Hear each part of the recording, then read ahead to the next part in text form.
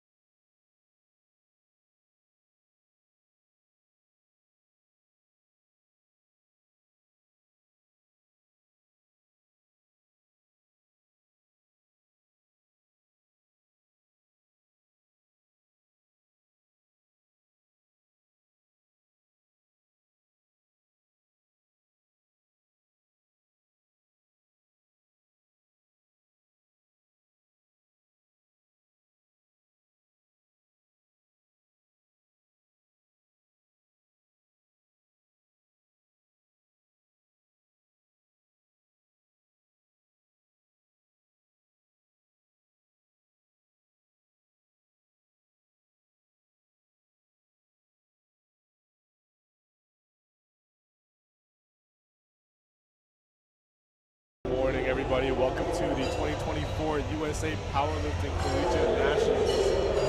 My name is Raj, and I'm with my good friend Kaiser here. Today. Alright. We have two of our platforms, all four of our platforms that are underway. Platform 1 and 3 out of Yeah, so far I think we've only had one miss left. So, one thing to know is that with these national standards,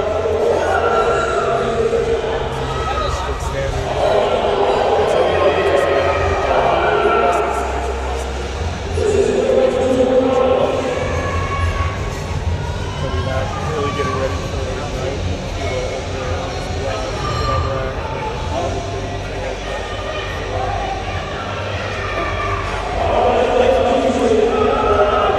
Pretty quick. Now we are approaching the over 200-pound benchmark for some of these openers, which is pretty impressive, but that's what to expect at a national level meet.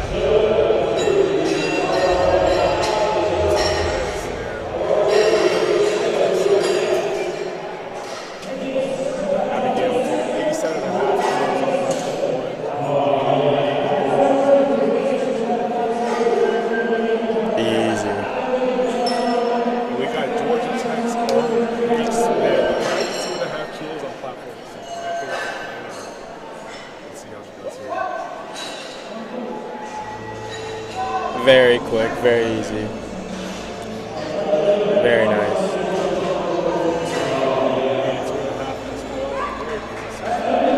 Very smooth openers from everybody all around.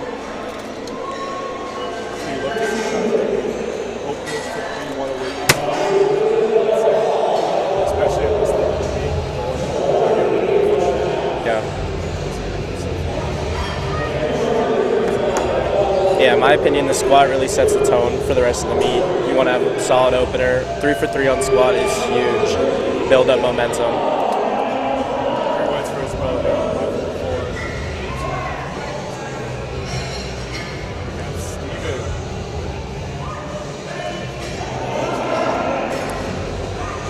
Very smooth. 3 white lights on platform 2. Very nice.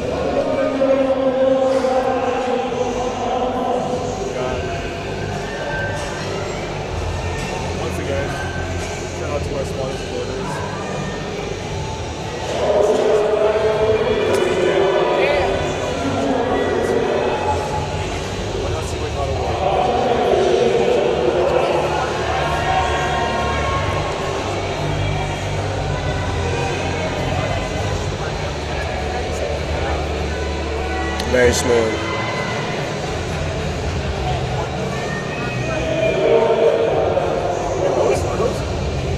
I think on platform 3 we have opener shades, very nice.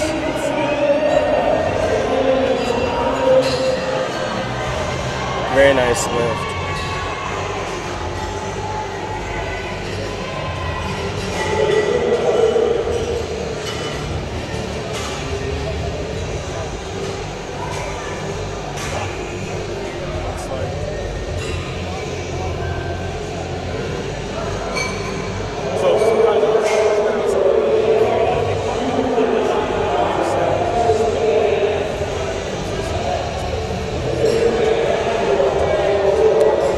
In my opinion, what makes a really good squat is a good brace.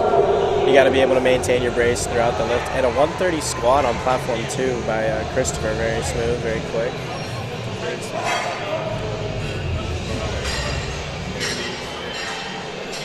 Oh, 3 lifts overs. Everybody hitting openers, very nice. Yeah, so a big brace in my opinion, and not giving up. The squat's definitely a lift where halfway through you just got to keep on going. It'll definitely test how bad you want the lift. So I think mentality and a good brace are the 2 biggest factors on hitting a big squat. Another local lifter, Nat on platform 2 from KSU.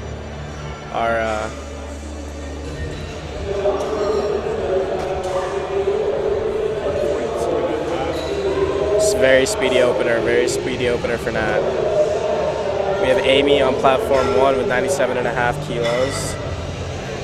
Very controlled opener.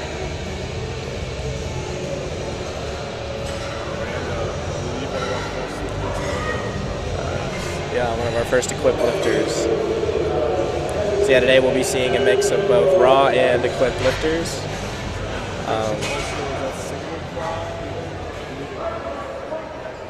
For anybody at home that doesn't know, so raw, you're still allowed to use knee sleeves, a belt, and a wrist wrap. Equipped is just adding ply with wraps. So. Different piece in general. And we have Jocelyn taking 105 as an opener on platform 3.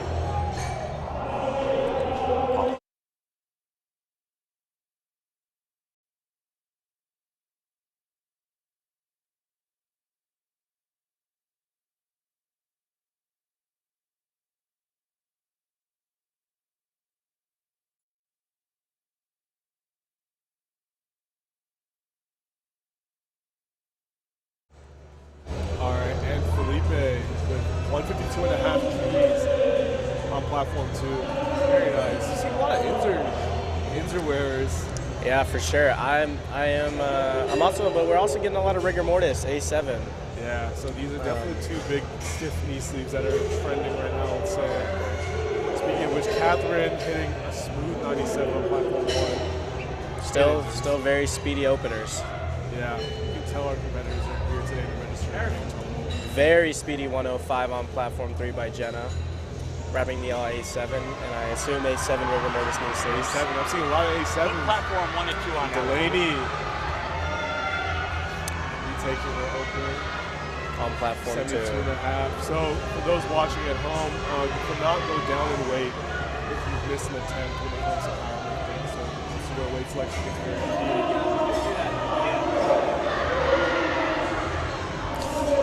Another missed lift on platform 2, so she will probably be retaking that again. Just looking for that opener. Angela taking 105 in the pink A7. Angela gets a very fast 100 kilo opener there on platform 1. Very speedy 105 on platform 3. Only 1 red, so for those at home, as long as you get 2 white lights, your lift is good. That's all you need. 2 white lights.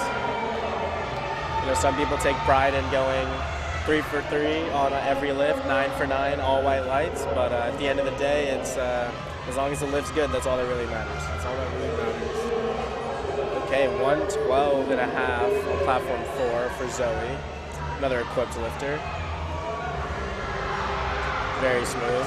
So what you notice with equipped is typically slower on the descent, but typically faster out of the hole. Finding that equipment is going to be attention. And we have fast openers from Stephanie and Jocelyn for second. And Siobhan also hits 107. As her opener. Very speedy. It's very consecutive as well. So a lot of people at the seconds on platform 2. Yeah. Now, one might ask Kaiser, what do you think are good jumps between your first to second attempt? In my opinion, I think it really just depends on the lifter. Some people like bigger jumps. I like opening lighter and getting heavier. That's just the way I train. I think you should replicate your training jumps in your meet day jumps just to eliminate as many variables. And a very speedy 77.5 kilos on platform 2 for Jocelyn.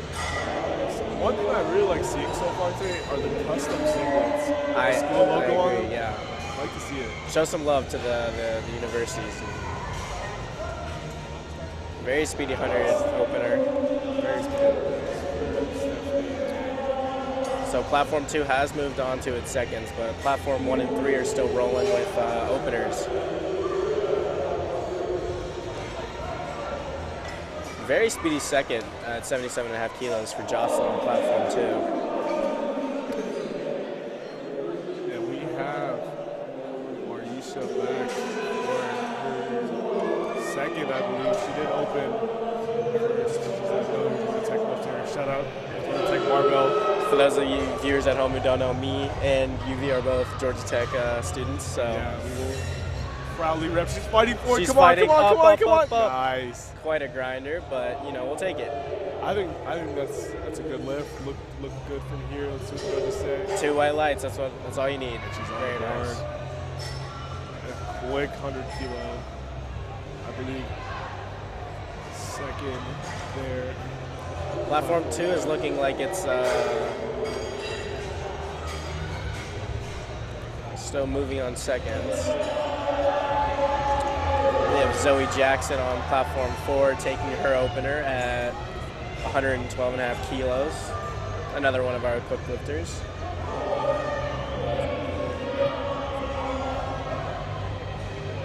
And platform Very 1, speedy. we have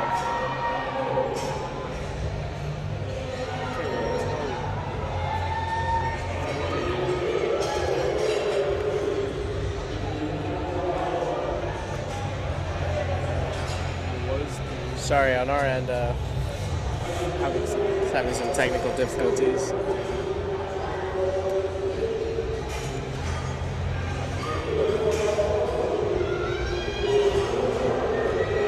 Very smooth squat on platform 2. a lot of different squat positions. Sometimes a higher Lower bar. Yeah. A lot of unique squats. You get a low bar, high bar, wide, closed stance. At the end of the day, I think everybody can agree. It's just whatever's most comfortable. For sure. Strongest for you. Whatever you can replicate at a higher weight, for sure as well. Yeah. There is no one perfect form at all. Very nice. Some more A7 knee sleeve wears. Prime example on platform 3, we have a little bit of a higher bar position. But still a very, oh, what a grind up. Very nice grind on platform 3. So, UV, what would you say are your 2 noticeable differences on a high bar and a low bar squat? Good question, Kaiser.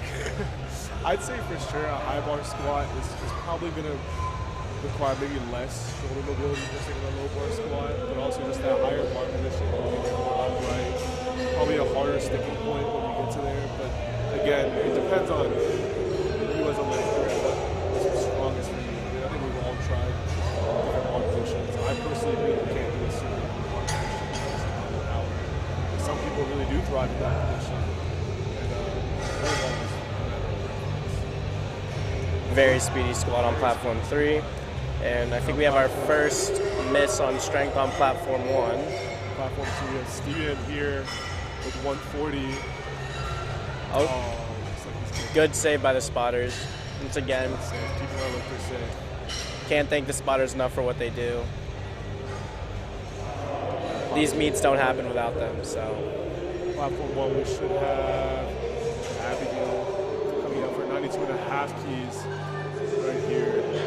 Another Georgia Tech lifter on platform 3, Paige. Oh, let's go, Paige. Paige is a 100 keys, I believe. yeah, very speedy, very quick. Hey, shout out Joel Chong for that attempt selection. Good job, Joel. What a guy. We have Victor here on platform 2. More of a high bar, and he fights to the second position. Easy second there. And Abigail with a very fast second, too. 5 kilos. I think you'll see a range of sort of attempt selection here as some athletes are coming here and trying to just register, get a full total on the board, have a great national meet, while others might play risky. They've been placing, or just send it for that big moment. Yeah, for sure, especially at a national level meet. 100%. Some people just are here to put up a good total, Exactly. dots, PR, but some people are definitely fighting for spaces on the podium. That is for sure. Either way, I think it's safe to say everyone here is giving it their best. For sure. Another KSU lifter on platform 2. Very smooth lift for Nat. Love to see the local Georgia lifters. Oh yeah, we're gonna represent. They're gonna represent for the hometown, home state. Rather, I think there's been a lot of hype leading up to this meet in particular. All the Georgia schools and how we have Jefferson here taking 150, second heaviest, second squat of this flight right here. Walks out. 150 here. Oh yes. Very smooth lift.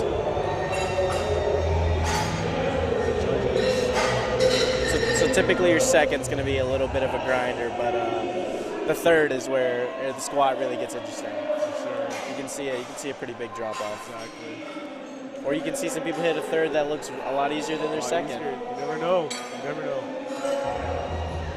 We still got the shades on platform 3. A little pit viper action.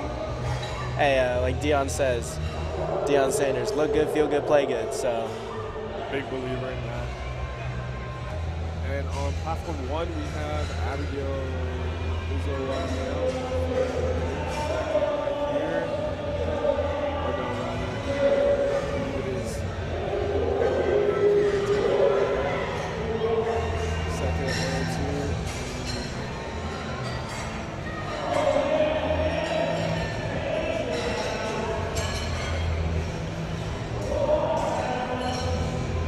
A little bit of a hold up on platform 2, I believe. yeah.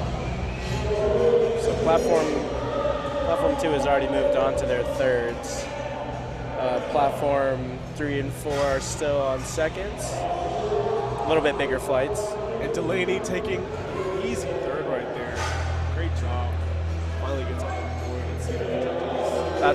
That's a big lift. There we Preventing go. a bomb out. She's Yeah. still in the running. She's still in the meet. Love to see it.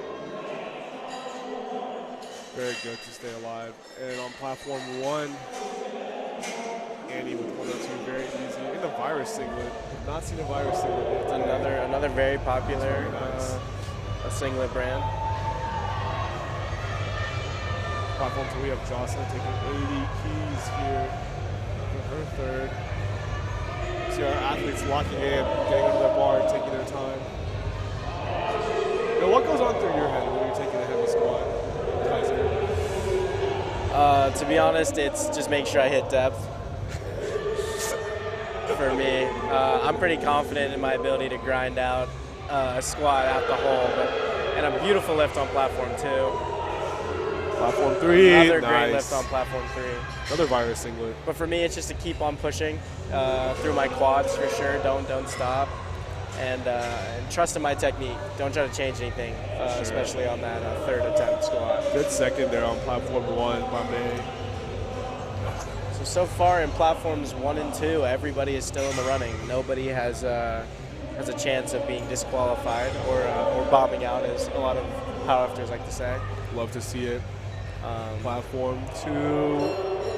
Great third There's still 2 lifters on Ruby. platform 3 still looking for their first attempt squat. I believe it'll be there.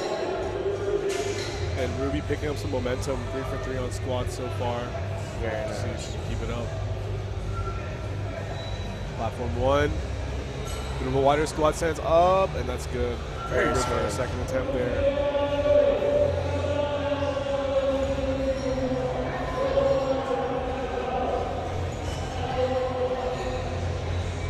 Oh, Platform two-way 2. lights on platform 3 looks like depth.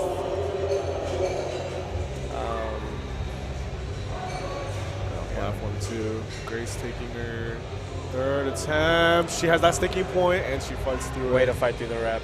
Let's go. On platform 3, we have Jenna taking a 115-kilo squat. It's again repping the A7. And Anjali in a full SBD.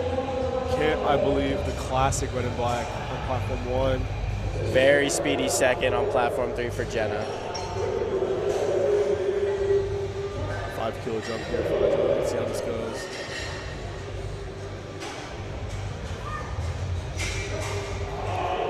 Very smooth, very quick. So platform 3 has moved on to its 3rd attempts. Platform 4, we are still on seconds, but they are rolling. Very nice third there for Avery in the wraps too. Now, I haven't personally squatted in wraps, but I know that's not as easy as it seems. You gotta fight that tension to get into the hole, so that's why you see them going a little slower on the descent. For sure.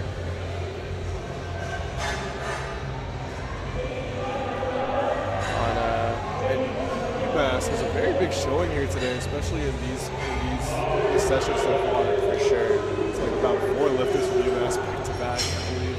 On platform 4, we have Alexandra taking a 115-kilo squat, another equipped lifter. Very quick. Oh, lost a little balance at the top there. And Stephanie taking her very easy second.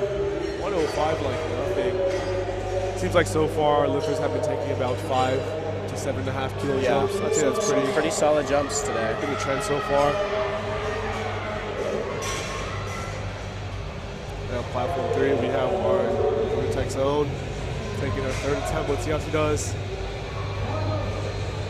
Oh wow. Very speedy. Very speedy. The difference execution makes. And 2 successful white lights. That's what we're looking for. Let's go. Shout out Lilia for that call. We're looking forward to seeing you tomorrow. Oh, another missed on platform 2. But that's all good. I do believe he had hit his opener, so he is still in the competition. Lost about 15 keys there, but plenty sure he can make up for it on the day. Very fast lift from Jasmine on platform 4.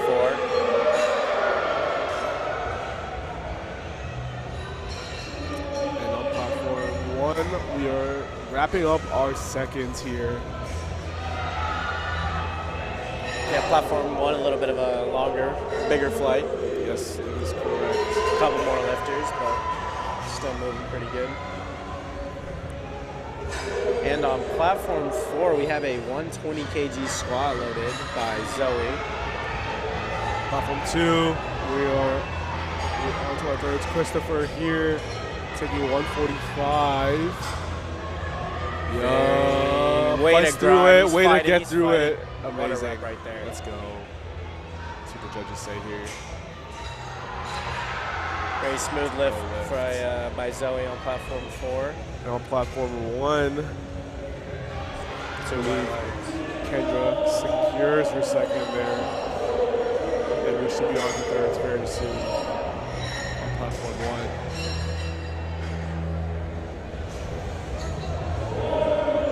And that, walking out for the 3rd attempt of 150. Now for those at home, that is over a 300-pound squat right there. Let's see how this goes. On platform 1 as well. Rose capping out our flight. Let's see how this goes. A little bit of a sticking point, but already on platform 3, we have 92.5 for Penny. She is still looking for her first good lift. So this is a very big lift right here. So she needs to hit this in order to stay in the meet and be able to continue and not be a guest lifter. Full confidence, rocking the A7 rigor mortis knee sleeves, it looks like. SBD belt. Let's go, Penny.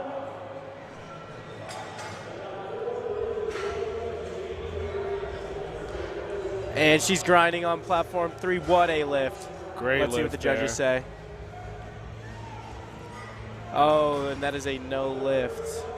Can't really see the color, but she will now continue on as a guest lifter. She did get 1 white, though, so if her coach decides to let her go. Challenge, they do have the ability to do that, I believe. I think so at a national meet. And Savannah gets on the board with an 80-kilo squat on platform 1. Great job, Savannah. That's going to be a big confidence boost. And we have Paige on platform 3 with a 5-kilo jump. Oh, let's go, Paige. Big brace. Yup. Come on. Fantastic lift. Fantastic lift. Fantastic lift.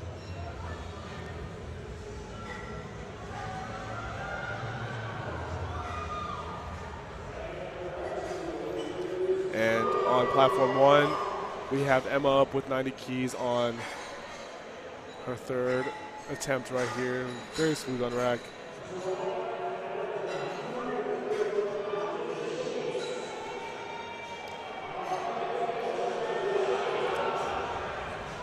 And now I believe a lot of our lifters today may be going for a qualifying total for Raw Nationals. Yes, junior division. that is the next big upcoming meet. I believe in September. A lot of USAPL lifters were asking for a more competitive meet, and Raw Nationals definitely has delivered on those totals. Oh, yes. Some All very the big qualifying totals. Totals are now a lot higher. But, and we have a 150 kg second on platform 4 for Lily, another equipped lifter. And 165. Very fast, very quick. For our heaviest squat on platform 2 so far for Philippe. Let's see how he does. Oh, yes. Very nice. Very well executed. But yeah, back on the Raw Nationals. So a lot of these lifters here, this is either their first, second, third, fourth, fifth. Who knows how many CNATs, but the Raw Nationals is where a lot of people want to end up. So a lot of people may be in here if they're not sure they're going to place. They may still have an opportunity to go to Raw Nats, so there are still stakes on the line for those lifters. Definitely got some heavy hitters here today. And I think it's always great seeing that sort of competition at this high of a level, especially when you're a coach or a handler. There is a lot of finer details you have to consider with the weight selection. And on platform 3, what a grind. I believe she is still looking for her first lift of the night and another two red lights. So that is a no lift on platform 3 for Sharon. And we are on to flight B on platform 2. We have Alejandro opening up very with speedy 127. squat. Nice.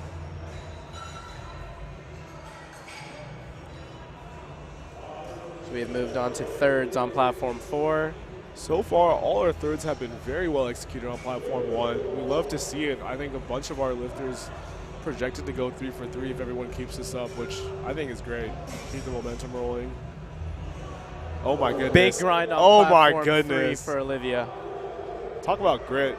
Oh my goodness. That's what I'm talking about. Some people, you just got to keep on pushing on the squat. And they make and it, 3 white lights. Very amazing. big lift for her. That was a 107.5 kilo squat. On platform 4, we have a sleeveless squat by Rayleigh. Sorry if I said your name wrong. You know, some people just don't enjoy squatting in knee sleeves, you know? That's fair. It could be uncomfortable. Abigail taking her third of 97. Oh, and the miss on platform 4. In the pink A7 singlet. Oh, easy. Very fast on platform 1 for sure. Very well done.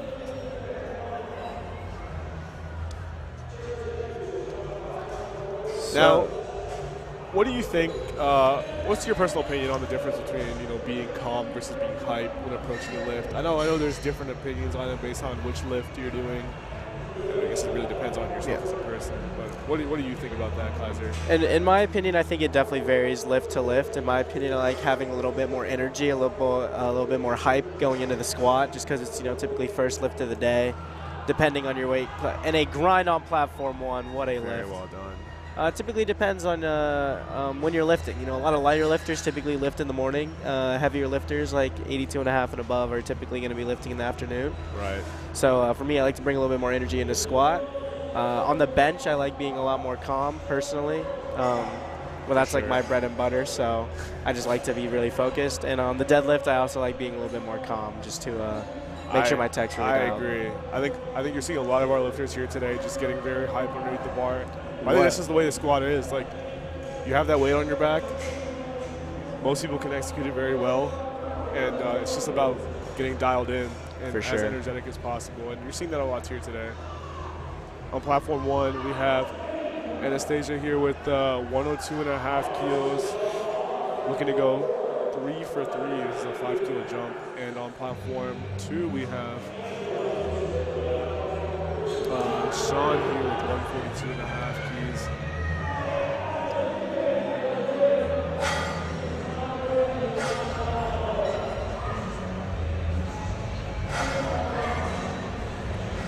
And good squat there on platform 2. It's hard to say, but they just do it great. And so Kaiser, tell me more about yourself for those watching so they know exactly. Alrighty, so I am a second-year computer science student at Georgia Institute of Technology, and I am also a powerlifter on the Georgia Tech powerlifting team. I'm a 90 kg lifter. Currently just waiting for the semester to be over, as I'm sure most of our viewers at home that are college students are waiting for. Oh, yeah. Looking forward to the summer. Going to be working. That's pretty much it for me, just excited to be here, seeing friends and fellow competitors, and yeah, so give me a little bit more background on you, UV. Oh, for sure. They're on platform 1, our first is there on strength by May.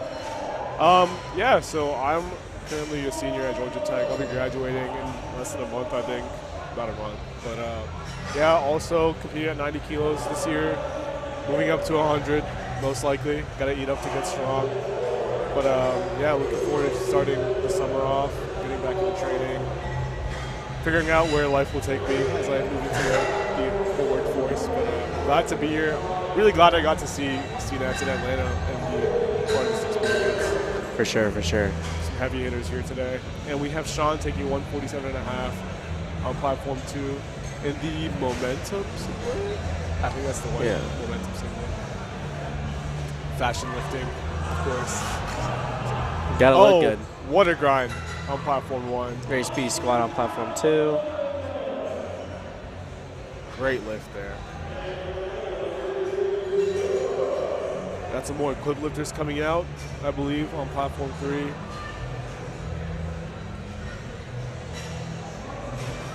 And on platform 2, we are waiting on Colby to come out with this similar weight, 147.5 keys. Okay, so we have moved into the second flight on platform 3. So looks like we have a couple more male lifters in this flight for platform 3. And now Anjali taking 110 here on platform 1. 110 keys, 245 pounds almost.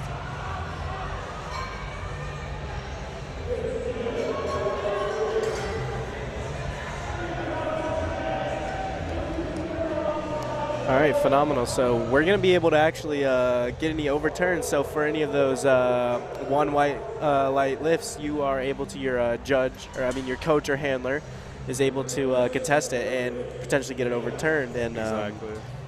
The judges here tonight are equipped with headphones, so they will be able to give us any reasoning for an overturn or a reason for it being overruled, which will be really exciting. Should be exciting. Get a little look into decisions made on on good lifts and not good lifts. So I think that'll be very interesting to hear, especially as I think some of these calls end up being, they look like they're a lot more, on the line. But it's always good to just get a look into what the judges actually. And those calls can also change and completely change a meet. A good lift on a third squat could add 5 to 10 kilos or however many onto your total, and it can move you up a spot and it can move somebody else down a spot. So overturn calls are a very big deal, especially for placement. Most definitely. And Annie also just smoked her third at 110. So we're rolling on platform 3, still all good lifts. And on platform 2, we have our first squat over 150 on this flight. We have Mason taking 152.5 easy.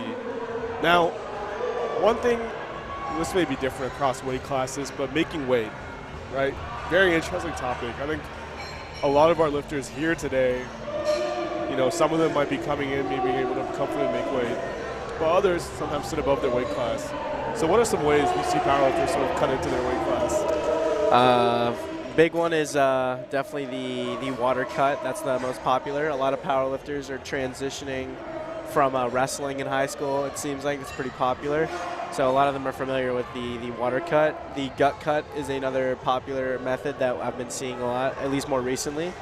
And there's also the good old spitting in a can. Not ideal, but it'll get the job done when you need to shave those last couple kilos off. Oh yeah, and for those who aren't familiar with what a dot score is, oftentimes, if you're looking to hit a certain dot score, which is the ratio of your body weight to your total lifted, then athletes might choose to cut those extra few pounds just to get a higher dot score. And we have all cheers on platform 1 as I believe Catherine, I think, was the last squatter. They're hitting 110. We are still rolling on platform 3. We have not had a missed lift yet. Seems like a lot of the equipped lifters are currently on platform 3 for the men. And they are rolling. And 160 here for Sam on platform 2. Walking it out. That's a big squat. That is a big squat. 160 is a big Love squat. to see the prong belt as well. Oh, yeah.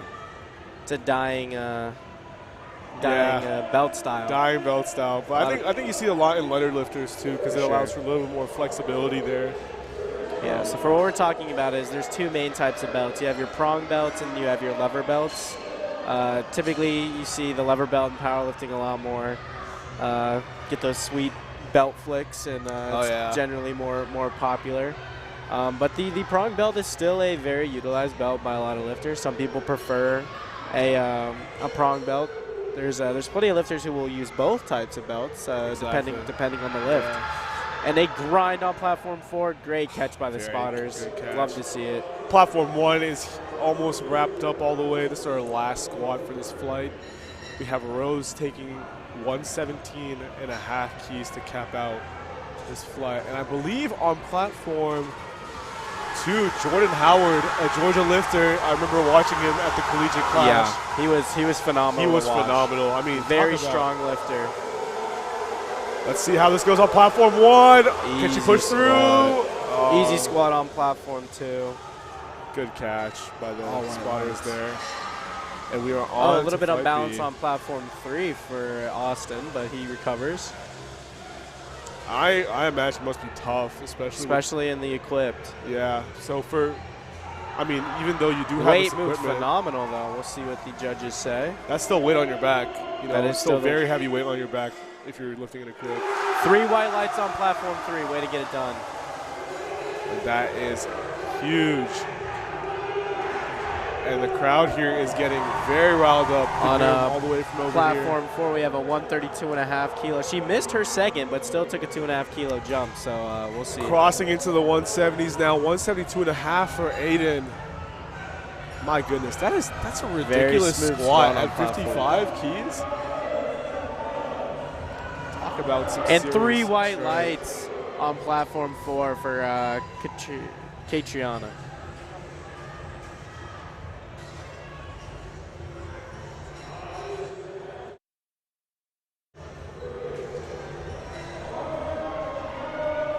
And, okay, I just want to confirm I'm seeing this. On platform 2, we have a 180 kg opener. 180 kg opener at 56 kg. At 56 kg. That is quite a big opener. For those at home, that is a well over 400-pound squat. This is big. And on platform 1, very smooth walkout. You have Kaylee taking her opener at 102. A little bit of a narrow stance as well. Let's see how this moves. Oh my goodness. So fast, LiftingCast couldn't even. So fast it couldn't catch up. Beautiful lift on platform 1 for Tyler. Platform 2, yeah, very nice platform 1 lift there from Kaylee. Oh, a new American record was just on platform 4. Or it's just been loaded on the bar. We have 161 kilos for Lily Falcone at 48 kg. Now, the thing with records here, I believe, especially when it comes to the way you can load weight, if you are attempting a record, you are allowed to load chips on. So that chips are basically referred to the fractional kilogram plates that you can use that you actually aren't allowed to use for normal weight attempt selections. And oh my goodness, on platform 3, 197.5 kilos. We're on to seconds here on platform 2. Very smooth second there for Alejandro. And I believe Nikila, sorry if I pronounced that incorrectly. Oh, sorry, we have a 200 kilo squat on platform 3. So now, as if you're watching on platform 4, you can see they are loading those micro plates on, or the chips for the American record for Lily on platform 4. Very nice. Yeah, 161 is truly a phenomenal squat at 48 kg. Yeah. And she is walking out now. Got the penguin walk with the wraps on. They're probably on very tight, but she's getting dialed in. This is going to be a very big squat. Her second moved very fast at 150, but this is a 11 kilo jump. A little bit on the larger side, but I have full confidence that she will hit this. Just getting set right now. I believe our first Inzer singlet here from Madeline on platform Slow descent on platform. Depth looks good. Oh my. That was fast. There we see go. what the judges say on platform 4. And she's all smiles. Is it a good lift? And yes. we have a new American record on platform 4. Wonderful. Phenomenal squat. And I believe she chipped the previous. She did chip the previous. I'm not sure by how much, but I'd assume a kilo. And we have Kevin here taking 152.5 for his second on platform 2. Very deep squat. Very nice squat. Very smooth. So it looks like they have split the lifters. We have most of our raw lifters for the men's on platform 2, and on platform 3 we have most of the equipped lifters for the men's. And a little bit of a hold up here, I believe. So what do you think about nutrition on game day, Kaiser? I know for sure, obviously, if you're on top of your stuff as a lifter, you should be always taking care of your nutrition. But especially on meet day, your body's going to go through a lot of stress. So you got to make sure it's you have the fuel in the tank. What do you think is important, Kaiser? Definitely those fast-acting carbs. I'm a big bagel enjoyer, as you'll see on Saturday with our 100 kg lifter from Georgia Tech, Grayson. He will be pounding some blueberry bagels, I assure you. Bagels are a good one. During, in between sessions, you're definitely going to want to have those fast-acting carbs. So, anything sugary, a lot of Sour Patch Kids are a big one a lot of people do. Big Swedish fish enjoyer here. But, yeah, typically for breakfast, it just depends. If you're cutting, you're probably not going to get to eat breakfast. But if you're able to eat going into your meet for those very lucky few, typically you're just going to want to eat something nice, balanced.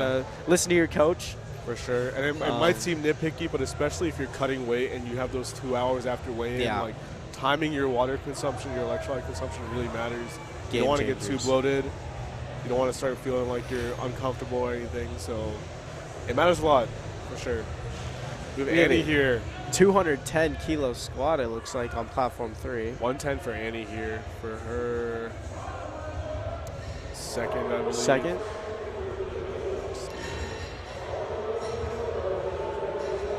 Very quick on platform 1 for Annie. Very nice lift. Very well done. Another 157.5 from Sean right there. A little bit of a hold up on platform 2. And now you'll see all our spotters are wearing A7 sponsored clothing. A7, as you've seen many of their singlets and sleeves so far, one of the biggest brands of powerlifting.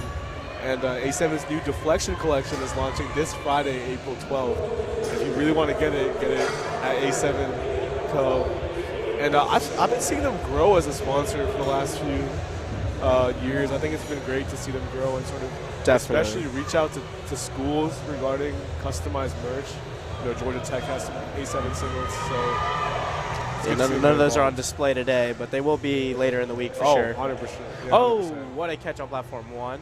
It looks like it may have slipped, but still 2 white lights, so the lift must have been good. Hopefully they're all okay. And then Colby, 157.5. A lot of similar attempt ranges today so far on platform 2 in particular. For sure. Seems like a lot of people are just staying neck and neck on the squats.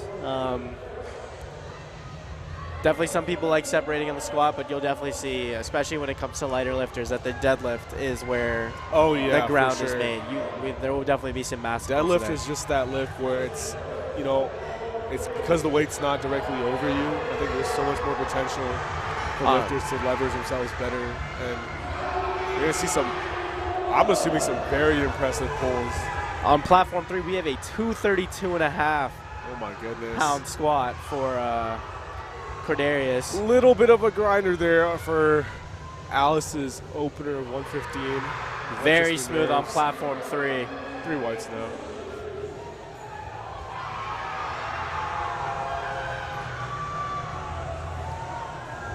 And we have just learned that on platform 2, we have some record attempts loaded up, and I see 192. That is a big squat.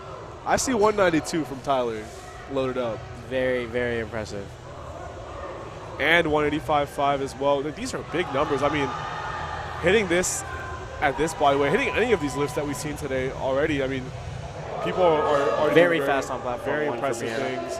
But yeah, no, that's the great thing about a national level meet here, Collegiate Nationals. You could set the record, and then the very next attempt, your record could be taken. You never know. I think that's great. You're going to see a lot of, especially with powerlifting growing as a sport. We'll be seeing a lot more of these records breaking. We're getting a lot 100%. More people involved. A lot more 100% strong individuals are coming to the sport, which is phenomenal. Yeah. A lot of these weight classes that may have been less populated in the past few years are now just as full because more people in the sport. More competition. Very, Sean here. Very smooth squat on platform 2. Very 160. Smooth 160 kilo squat. A little bit of an intermission, it seems like, on platform 4. And on platform 1, we have Margaret taking 117.5 keys here. Her opener. Very speedy. Nice. Very speedy. Very well done. Yeah, for those at home, definitely, as you can see, our spotters are adjusting the rack heights. That's not a fun job. It's very taxing, so always make sure you say thank you to your spotters and loaders, sure. especially when the weight starts getting heavier. Oh, yeah. Changing those rack heights can be a big pain. And we have Samuel on platform 2 with a 167.5 Texas kilo. A&M here. Showing out. Now, Texas A&M, one of our larger contingents here at at Collegiate Nationals, and I think probably one of the schools that will be definitely trying to go for a high collegiate team score. Yeah, and so I think the way that works, for those who aren't familiar, is that it is divided up by the 4 categories, and only lifters who are registered can score the points, and you have 12 total athletes allowed per team based on the weight classes. And so the first 9 places are going to be scored as 12, 9, 8, 7, 6, all the way down to 2. And then these team points will also be all tallied up in here to ensure and have a tally to see which team has the most points. And so in case there is a tie, the team with the greatest number of first places will be ranked first, and all top 5 teams will receive awards. So I think that's great. It sort of does, even though powerlifting is more of an individual sport, you're still here for your school, still here for your team. I think it pushes people to sort of give the best they can. We have 167.5 on platform 2, very speedy for Austin. There's another big school that'll be looking for placement here, Midland. Oh yeah, they're if you're into powerlifting, you know about Midland. Midland's one of Midland's most famous alums, Austin Perkins. Yeah, he just he's him. He's done some things at 75 that we haven't seen. Yeah, 825. Oh, sorry, yeah. 825 kilos. Very.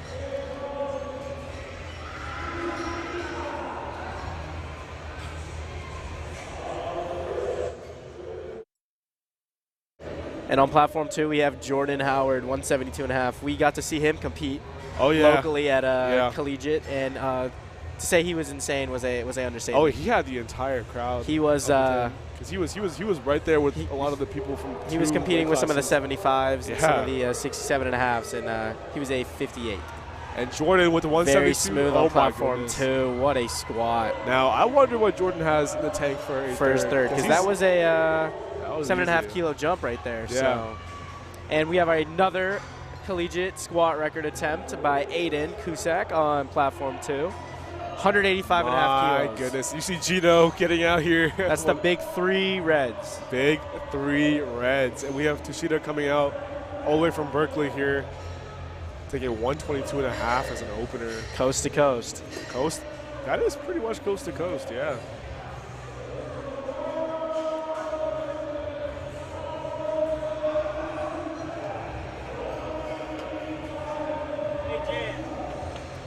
And there we go. Now, very easy opener there from Kishido. And I believe the crowd is getting... The crowd is getting hyped for this Platform 2 collegiate squat record attempt.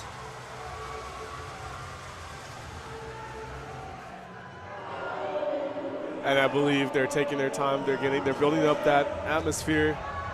182.5 is, oh my goodness. He's walking out, he's getting energized. Very smooth squat on Platform 3 by Austin, but man, this is a second attempt. This is a second. That means you're gonna see some thirds, some phenomenal squats on third. Even more records.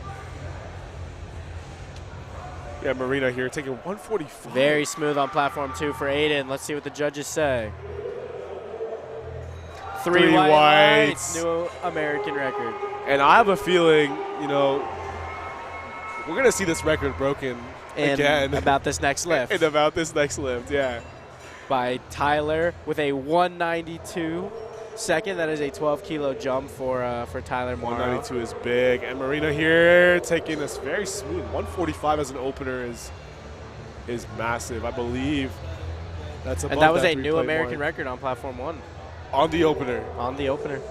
Let's see if she can carry this momentum into the rest of the squats. I mean, man, once a record's broken on the first attempt, you never know what can happen. You never know what's going to happen. And that's the thing. Openers can be deceptive. I think some people, as Kaiser said before, like to open super light. That could also be a tactical play just to throw off. Sometimes keep your competition on their toes. And you don't really know what people have in the tank. I mean, that's the cool part about powerlifting. For sure.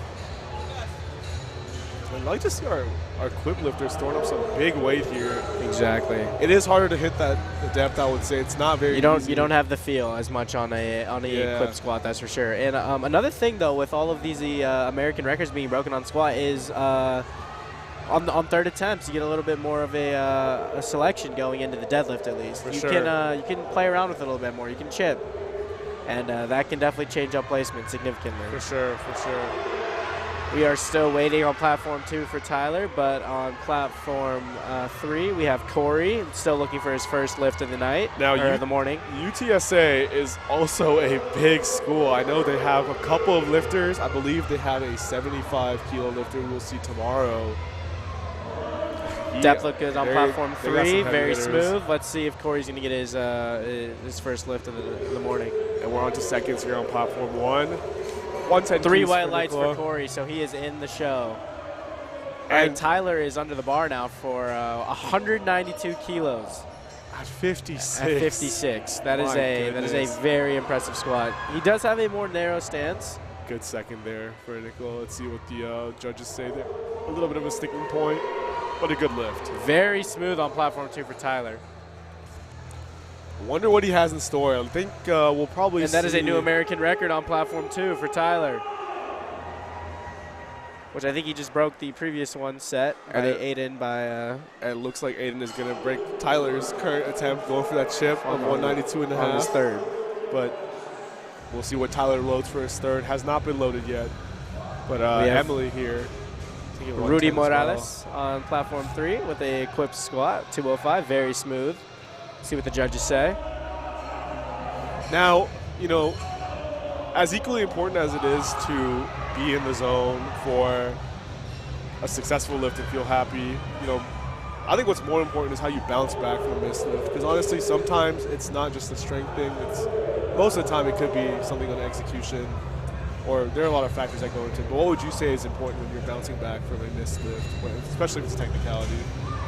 For a missed lift, I definitely think it's a mindset thing. You just can't let it get you down. You got to look at the next rep. You know, take it as a learning moment. You know, sure. If it's not there, it's not there. You know, I think a lot of people come into meets with very large aspirations. Yeah. And definitely. I think at the end of the day, you just have to take what's there on meet day, because as everybody knows, training you can control a lot more. On meet day, you just gotta take what's there. Beast. Yeah. So I think it's very crucial for people to keep a good mindset, and most of our athletes here have competed in sports, so For sure. a lot of people are used to bouncing back, but just don't let it get you. You know, trust your technique, you've prepared. Just believe that you're meant to be on that platform, and Especially on a national stage. especially on national stage. Y'all earned it. Y'all earned it. They Don't did. forget that. Me and UV can attest. It is no easy feat to Not get here. easy at all. Everybody belongs here at Collegiate For sure. Nationals, and So much that the goes best on. of the best lifters in the sure. college scene are here. So Unfortunately, not a made lift for Kaylee there on platform 1. She still has ways to go to take it on her third. She's all good. And Madeline on her second right now. 115 keys in the blue. Is her singlet? I have not seen that singlet. I have in a not. You while. see the all black advanced design, but not the all blue. Not the Very all speedy black. second at 115 for Madeline on platform 1. 3 white lights. And on platform 3, one of those A&M lifters, we have Jacob going for 210 equipped squat. He is still looking for his first lift of the morning, so if he hits this, he punches his ticket and he's still in.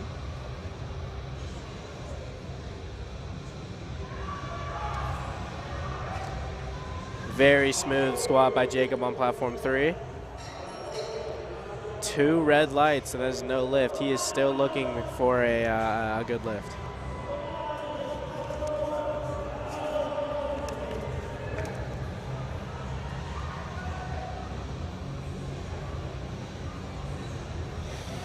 Kevin Wynn with a 160 squat on platform 2. Very good.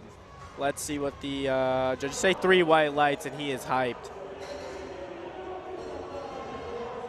So we are rolling now.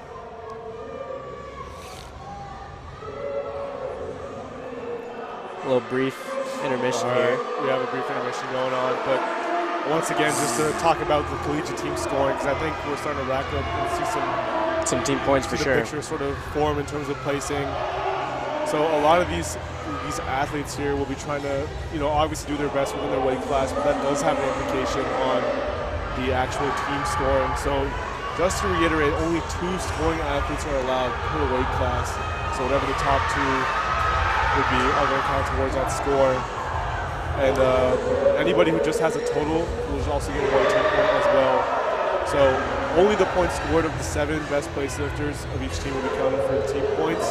And the max possible obviously would be 84 points since we have 12 total athletes allowed per team. So I believe, we have some very large schools coming in today and this entire weekend in general. So now, correct me if I'm wrong. If you miss weight and you are a guest lifter, you do not count towards the team total. very well said, Kaiser. Yes. So it is crucial for not only yourself but for your team that you make weight. Yeah. Because being a guest lifter is no fun. You don't get any glory. Best. You don't get any. At that point, it is really just for you. Exactly. Yeah. So and recently, if any of you watched PA Nationals, Gavin Aiden weighed in a little bit over 93, and he was a guest lifter, and he had a historic he still had a performance, great, but still didn't count. So did not count. Making weight is very important here. And Mason unable to hit his third there. Only 5 keys lost. I think that's a good thing about conservative thirds or smaller jumps. You miss it, you don't lose that many kilos. And as Kaiser mentioned before, honestly, when it comes to deadlifts, you can make up so much ground, especially in any weight class. That's why it's also important to have great attempt selection, because if you end up missing all 3 lifts and bomb out, once again, you are a guest lifter now. You do not count for scoring at all. For scoring. So it's very crucial for these lifters to hit their openers or hit a lift prior to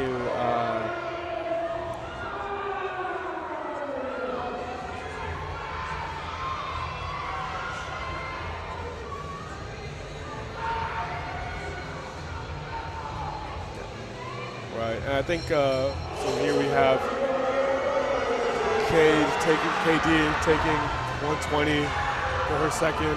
And yeah, when it comes to those team points, I think having that score system in place, especially for a lot of the larger schools that have historically gone for team points like Midland or A&M. The bigger teams typically. The bigger teams typically, yes. Attempt selection will be more conservative because, obviously when it comes to powerlifting, you want to get a total on the board and you want to secure what you know is available for the day.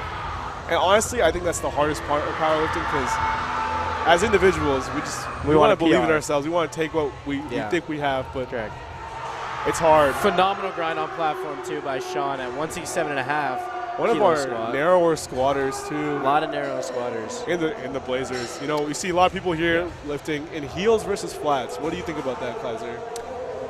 I think it really just depends. I know a lot of people are big fans of heels squatting, but in my opinion, I feel like if you can confidently squat in flats, I think it's a little bit more beneficial overall.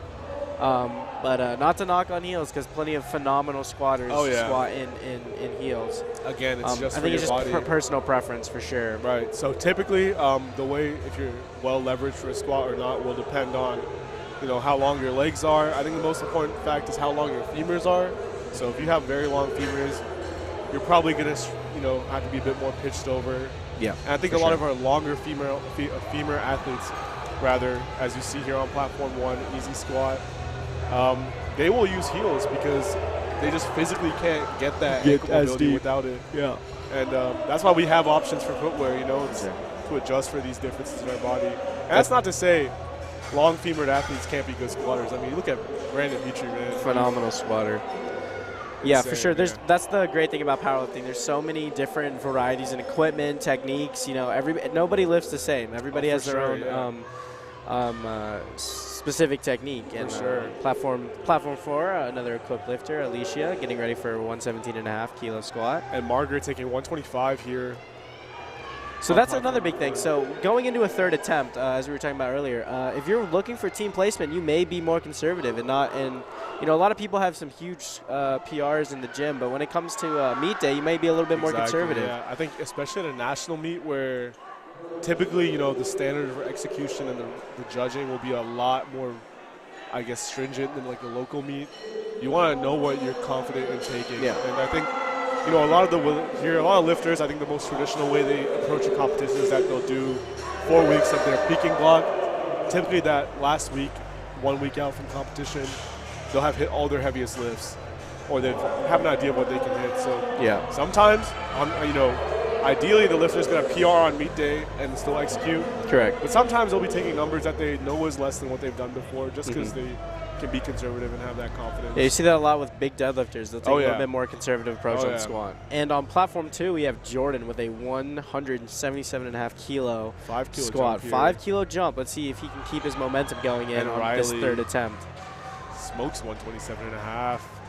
And our equip lifters here also, we have Chris here taking 172.5. Steady walkout for Jordan. Sorry there. Big squat, very fast on platform 2 for Jordan. Phenomenal squat. Oh, yeah. Now, what do you think is different about a collegiate meet or like collegiate labeled meets versus regular local meets? Because I would definitely say the energy is different. You know, we saw it at the Collegiate Clash.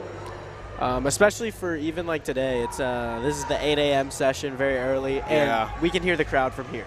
Oh, yeah. So they're screaming. They're screaming. And so typically like at a local meet, you're going to have a little bit less people. It'll probably only be people who are here to watch you lift, so probably friends and family. But here at a collegiate meet, you have other members from other schools.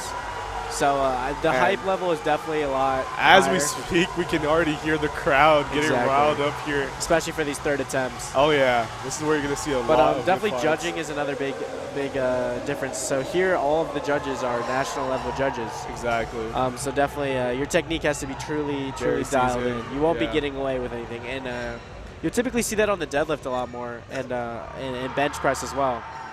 The squat, I mean, it's pretty much you go down and you come back up. It's hit depth or you don't. A little easier to call.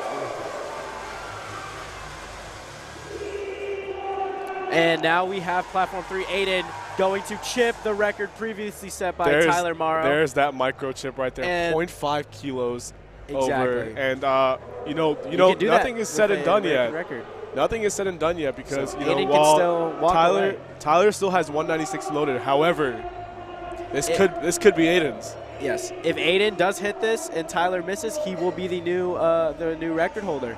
However, if he misses, we may see a 6 kilo increase on the previous American who knows? record. Yeah. So let's see what. that's you get some interesting numbers, especially when you are going to set American records. Yeah, not the nicest numbers that you're used to seeing. So nice walk out here. I believe he is rocking the rigor mortis knee sleeves. Shout out A7. Shout out A7. One of the best. Big brace for Aiden. Oh, let's see how he. What a grind. That was a very solid third, and that. For a third attempt, that's very solid. And very the judges give call. 3 white lights, so that's a new American record. Very good call there by his handler. And now we have Tyler going for a 3.5 kilo increase. 196. 196 kilo. So that is approaching. That's about 430. About a 430. And that's yeah. approaching a 440-pound squat. Exactly. And Marina getting the crowd amped here. I like seeing a lot of showmanship when it comes to powerlifting. I agree. Me personally, it makes it a lot more enjoyable to watch. As a viewer. As a viewer, yeah. I mean, obviously, it's dependent on the athlete, but there are some athletes that just love to, ball out and just get the entire crowd into the moment. For sure. Let's see how Marina does here with 152. So now you do get a full minute before your lift. You do get a full minute before your lift, and honestly, so Tyler is probably going to use a good amount of that. Yeah. So as long as you unrack the weight and start your lift before your time is up, you are still able to complete that lift. And let's go, Kaylee with the second American record, I believe, breaking her own attempt here. But okay, Tyler has walked up to the bar now.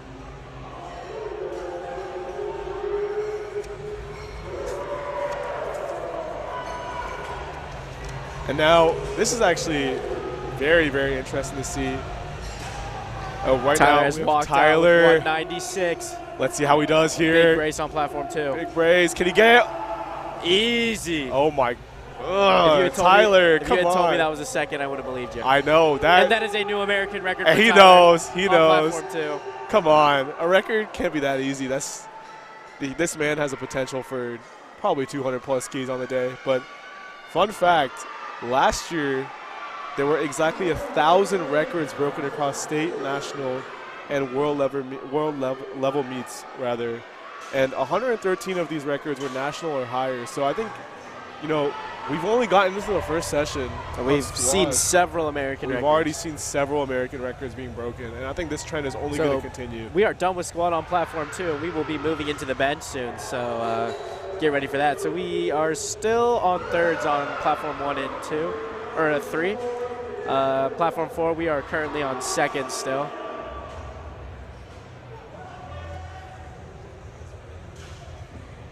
Big squat on platform 1.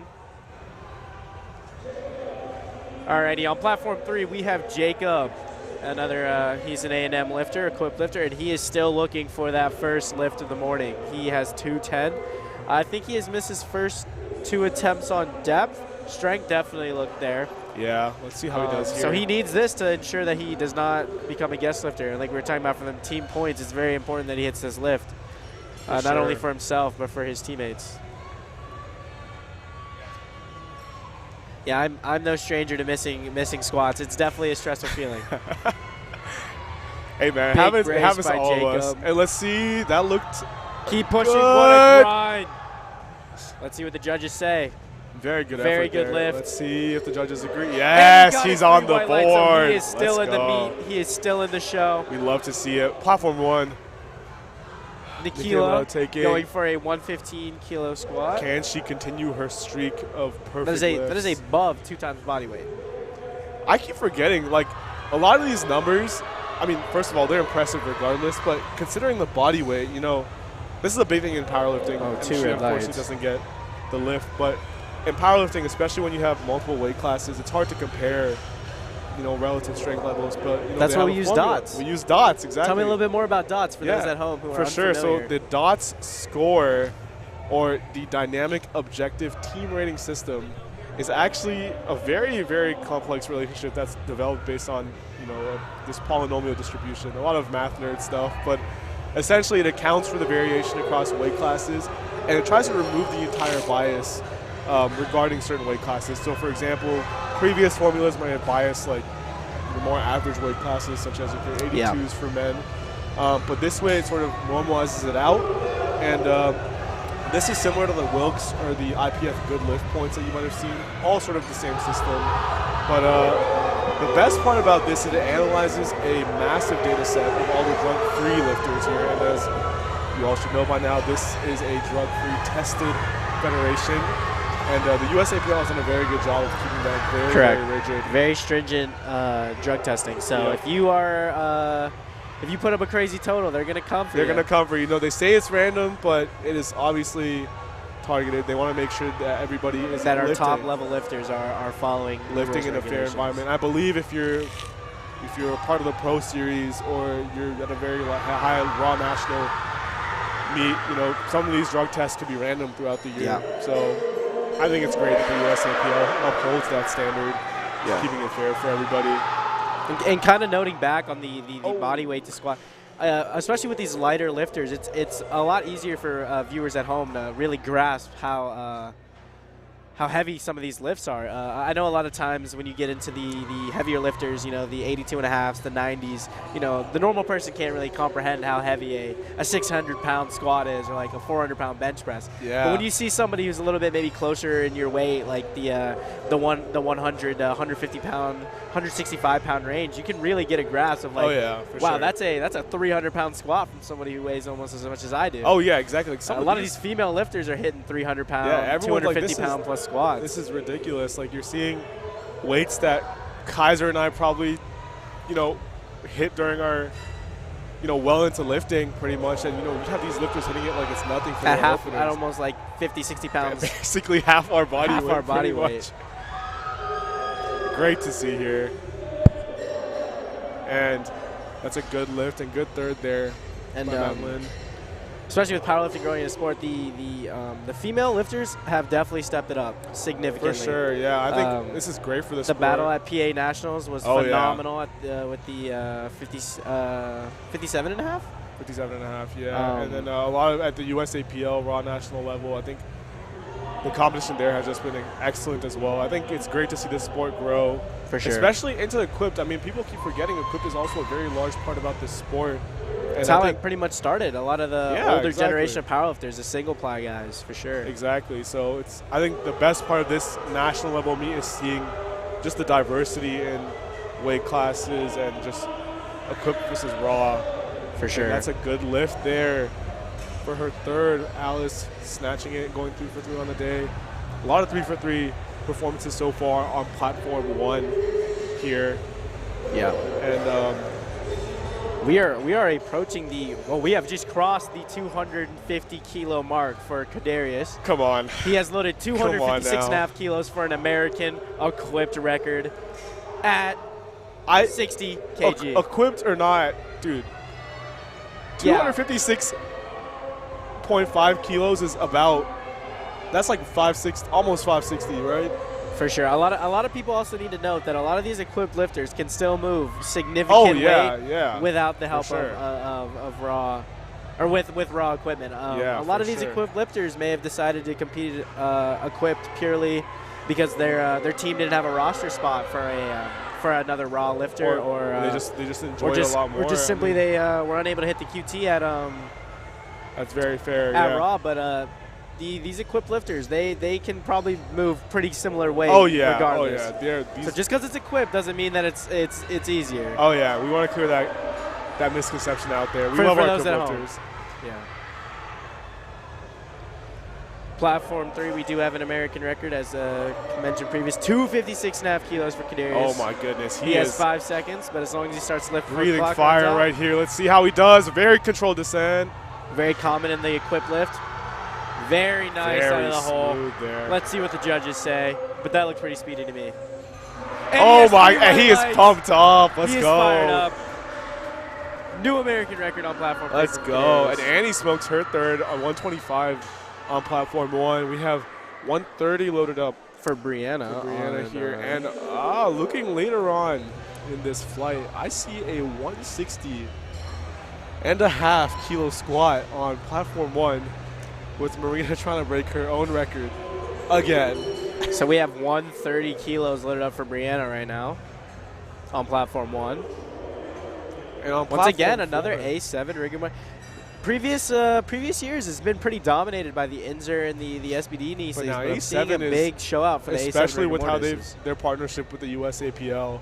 You know, they've been For a sure. sponsor for, I believe, since 2016. They've been in business. grind.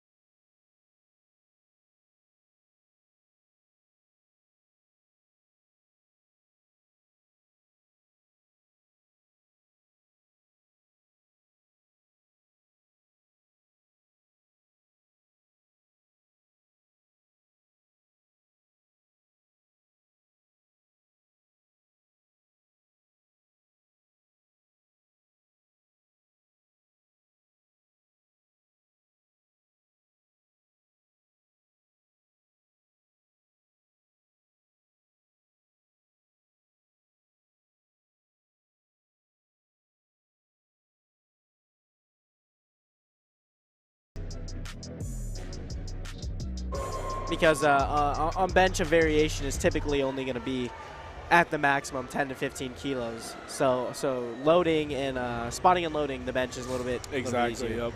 Yep.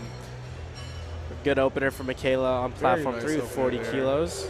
Yep. Now we're already approaching body weight benches, which is for people back home. You know how difficult it is to bench your own body. Oh weight. yeah. I mean, I would not be surprised seeing especially like high 200s bench presses or like 1.5.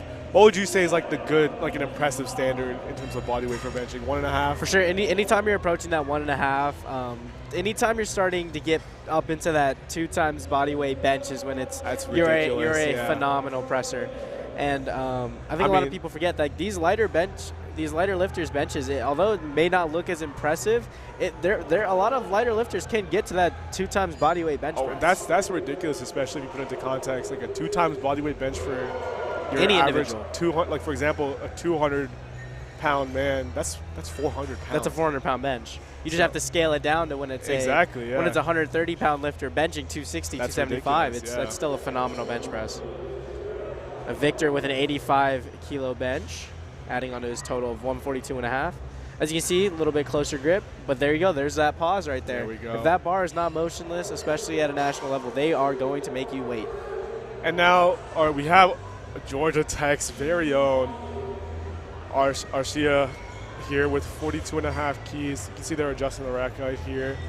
And Ahan here with 187.5 as well, still continuing squats on platform 4. So as you can notice on platform 3, Arcia was kind of giving the spotter a little bit of a description in terms description. of what So to do. what was that all about? Yeah, so again with the bench press, this is where, again, another little technicality, and Ahan hits a great squat here. Let's see what the judges say. But you can either choose to have a self liftoff or an assisted liftoff by the spotter. Now, obviously that's preference, but if you are going to choose to go with the assisted route, it's up to you as the lifter. Good press on platform 3. To expect, the variation in that, because you can't expect the spotter to be perfect. That's not their job. But you can see there, she was probably telling you exactly how she wanted it. Sometimes lifters want like a very heavy assisted liftoff versus just a little bit of a guidance. So yeah, so you kind of noted on the benefits there, but generally people who self-unrack, it's going to be very consistent. You know what you're going to get every time. So typically you'll see a lot of the people who have bigger benches tend to do a self-unrack. Right. For sure, but at the same time, there's plenty of very good pressers who prefer the liftoff. And I think that also has to go with your leverages. Typically, I mean, if you have longer arms, it's going to be a little bit more difficult Harder, to do a self-unrack, just because you're already going to be probably near a max width. So it's going to be a little bit harder to pop that for sure that barbell off the rack. But if you do a self-unrack, it's typically going to be a lot more consistent, and you're not going to be surprised by the weight in your hands. For sure, yeah. So and that concludes squat on platform 4. All of our platforms are done with squat. It looks like we're going to be moving on to the press. We have a minute left on platform 1. Now let's talk about something we haven't really talked about today: coaching and programming. Exactly. Now, a lot of our athletes, especially at this level, probably most likely coached or programmed by somebody to some degree. And Kaji, you want to speak about exactly what that means when we talk about programming? Yeah, so typically programming is going to vary lifter to lifter. So typically a lot of these lighter lifters are probably going to be doing more volume. You're going to see those like 4x7s, 4x6. And programming is really something that people overlook when you're a newer lifter, but a lot of these probably, these are elite level lifters, and they probably have very phenomenal coaches who have programs that are catered to their specific needs. Mm-hmm. So I think programming is definitely more important the more developed and advanced as a lifter you get, but yeah, there's plenty of great programs out there for people who just want to get started. Yeah, exactly. Speaking of which, if you're looking for a free training app, then you can break through your plateaus with Boostcamp, the #1 free training app. I think you'll find a lot of good programs there from elite coaches like Bryce Lewis, Eric Helms, for those who are in the sport. Or you can even create your own custom training templates. And so if you're looking to take your training to the next level, I would definitely consider trying out Boostcamp. And I think it's great to see, just like Boostcamp, providing this online platform for training, because it's not the easiest to go out and find a coach, and especially nowadays with so much information. you know, it can be intimidating. I know for myself, when I started powerlifting, I didn't really know where to start. So I think it's great that Boostcamp has a very accessible platform here. And now on platform 2, we have Avery setting up on the bench press, taking 50 keys as her second attempt.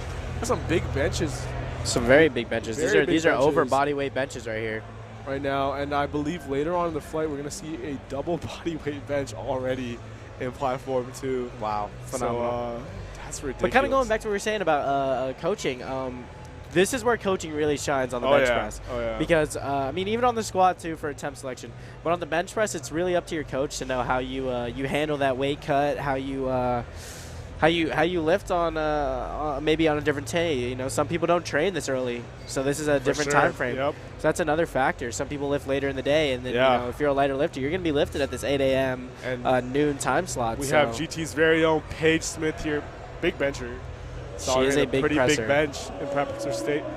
Very speedy. How do you move over body weight like that? Exactly. I blinked and it was gone. 7 kg over body weight. And now, fun fact about Paige, on top of strength training, she also is a very regular runner. I believe she ran distance runner.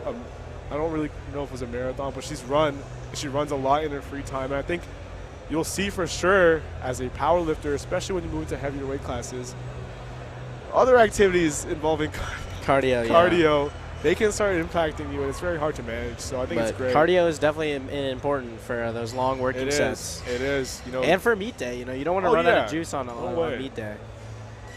Do your cardio. Do your cardio, folks. So you see, typically with these lighter lifters, you're gonna have that larger, that bigger arch, more flexibility, typically. For sure.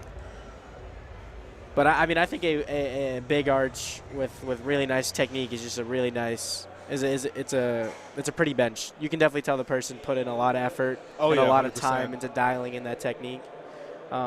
Even people who have a small arch or don't arch at all, still phenomenal pressers. There's plenty of people who almost have a flat back bench. A lot of variations on, like we were saying, everybody lifts different. So exactly, and you're seeing that right now. We have Olivia here taking 57.5 keys for an opener at 48. That is a very large bench press. That is a very big another A&M lifter, as we were saying. The cool thing, though, about the only top 7 lifters, it does allow smaller schools to still have a chance to win. It's not based on the amount of lifters you send, it's how strong they are. Exactly, yeah. And one thing you'll note here is that the production for this meet has just been phenomenal. I think in general it's been getting a lot better across all levels for the USAPL, but man, national level meets are no joke. So this is being held in the Georgia International Convention Center, very large space. They've been done a really well job of organizing everything. About 150,000 square feet of total exhibit space, and very convenient for our traveling athletes here. It's connected directly to the airport via a free SkyTrain. So I think that's been and we are talking about the big boy, Hartsfield. Oh Jackson yeah, that's Airport. a big airport. The international airport. And just for a scale of size, obviously you see there are 4 platforms here, which is already pretty overwhelming. But we have over 1,200 athletes competing over 4 days alone. I mean, that is no small amount at all. And where this is located in College Park region of Atlanta, and it's not primarily known as a college town, but it is the main campus of Woodward Academy, which is the largest private school in the continental United States. And I think it's great. I mean, previously when meets were held in Atlanta, they were in downtown Atlanta, but I think this time moving it closer to the airport probably benefits our athletes a lot more. And you know what? This venue is amazing. It's like a whole different scale that I've seen in terms of production. And shout out Barbell Productions as well for taking care of all the media related and the technology. And for the opportunity to be announcers for this meet today. For the athletes competing, that will be competing as well, they're responsible for all the video and media packages, and they got some really high quality content. Yeah. So Platform 1 is underway with Mackenzie taking 42.5 keys for her opener here. And Platform 4 will begin lifting shortly in 4 minutes. Good press by Jocelyn. That is already almost a 2 times body weight bench as an opener. As an opener is ridiculous. 85 keys. She's approaching 200 almost, because 90 keys is about 200 pounds. Yeah. That's almost a 200-pound bench press. and with the longer arms as well. See, this is the thing. Even though if you're not well leveraged for a lift, like, you never know. There's still always a chance that you could be very productive and very powerful in a certain position. As you can see, we have a KSU lifter here, Nat, on platform 2, going for a 77.5 kilo bench. KSU sending one of a larger contingents to this competition as part of the Georgia schools. We've had some very friendly competition with them. Yep. I mean, it's all KSU state friendly, barbell, but they're a really strong school. They got a some lot very of big competitive lifters. Emma here from the Ohio State, putting up 47.5. Very good second for Nat on platform 2. We have Angela with almost, again, a 2 times bodyweight bench on platform 3. Very smooth for her opener. Rocking the all pink A7 equipment. Very nice. Now, I think this year they've made some rule adjustments. They make rule adjustments every year based on the lifter population. But now on bench, you can now allow the head to come up when pressing. And I think you might not see it as frequently across a lot of the lifters, but it does help a lot of our lifters out, especially, you know, allowing yourself to have that motion to sort of push yourself up out of that position. Correct. So it's good to know the federation is looking after lifters and making adjustments as needed. Other rules for the bench press, you know, there's a lot of stuff that goes into it. You need to have your butt on the bench. I guess butt's a little more, I mean, pretty appropriate term, but you must have contact with the bench between your neck or your upper back and I guess your hip Your area. lower half. Your lower half. And your heels need to be in contact. Yes, your heels do need to be on the ground. They need to be in contact as well. So a lot of that comes from your lower half coming off the bench. Typically comes off of from leg drive. And sure. Leg drive is a huge factor on bench. Some of your best pressers have the best leg drive. So as you can see, we have carpet on the platform here.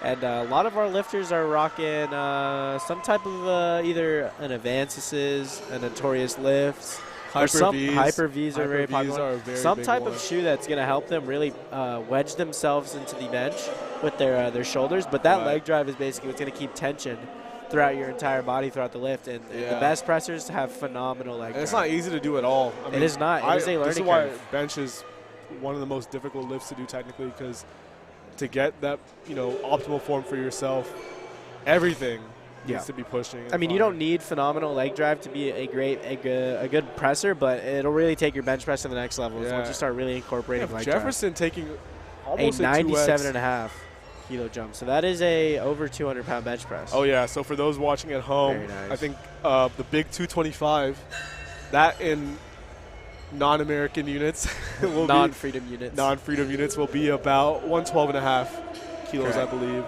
Not sorry, 112.5, 102.5 kilos.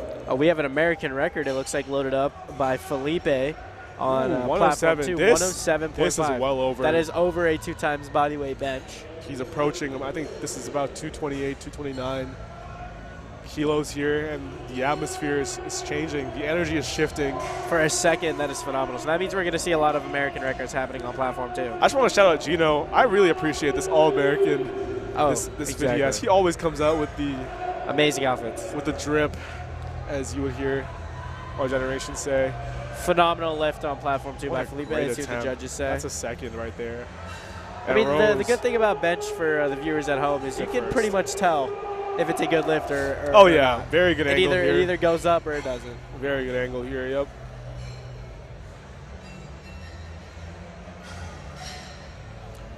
And we have our second attempt here on platform 3 from Haley. She's pushing it and she cannot get it. Now, the one thing with bench that I think, while it does have the most chance to potentially go wrong since there's a lot of variables, luckily it makes up the smallest percentage of your total for most lifting. Correct. So missing ground on bench, not the biggest deal because you got the deadlift right after. Correct. Being a bench specialist is definitely not the most helpful of the big 3, because I mean you can only load up a bench press so heavy. That is true, but that's not to say being a bench specialist is unimpressive. You know.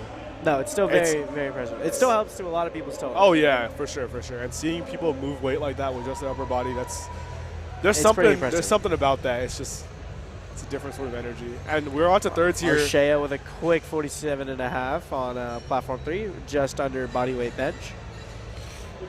So we are on thirds on platform 2. still rolling on platform 1 with openers. And platform 4 is just about to kick off for those just joining us.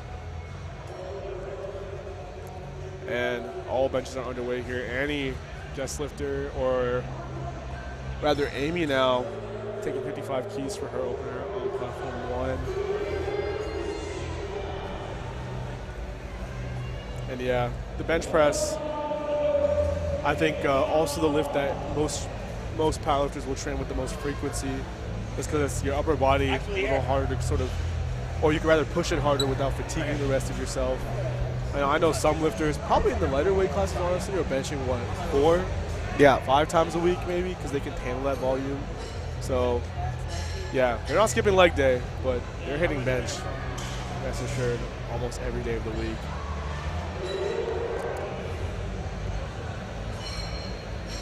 And I think today and tomorrow and the rest of the weekend, you're going to see some very high dot scores. I think, obviously, when it comes to dot scores, just for a little bit of context, I think the main first goal our lifters have is to reach 400 dots, which is your sort of first big milestone. First big milestone. Like you're definitely an intermediate, I would say, in terms of strength. You're definitely, at least one of your lists is very impressive, and you're up there with the people who'll be winning local meets. But a lot of these lifters, you know, based on the qualifying totals, some of them are coming in with over 400 dots. Some of them are looking to hit it on the day today. Yeah, some lifters trying to hit probably 450, even 500 dots. So big scores here. Alrighty, so everybody is now benching. We have all 4 platforms. We are on the bench press. Platform 2 is the furthest ahead. Platform 1 and 4 will be pretty contingent with one another. And then platform 3, we are on seconds.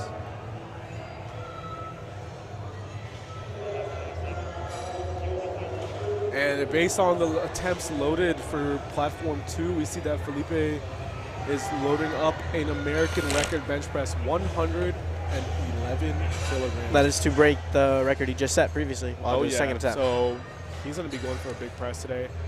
Avery, unfortunately, I think missed the last attempt there.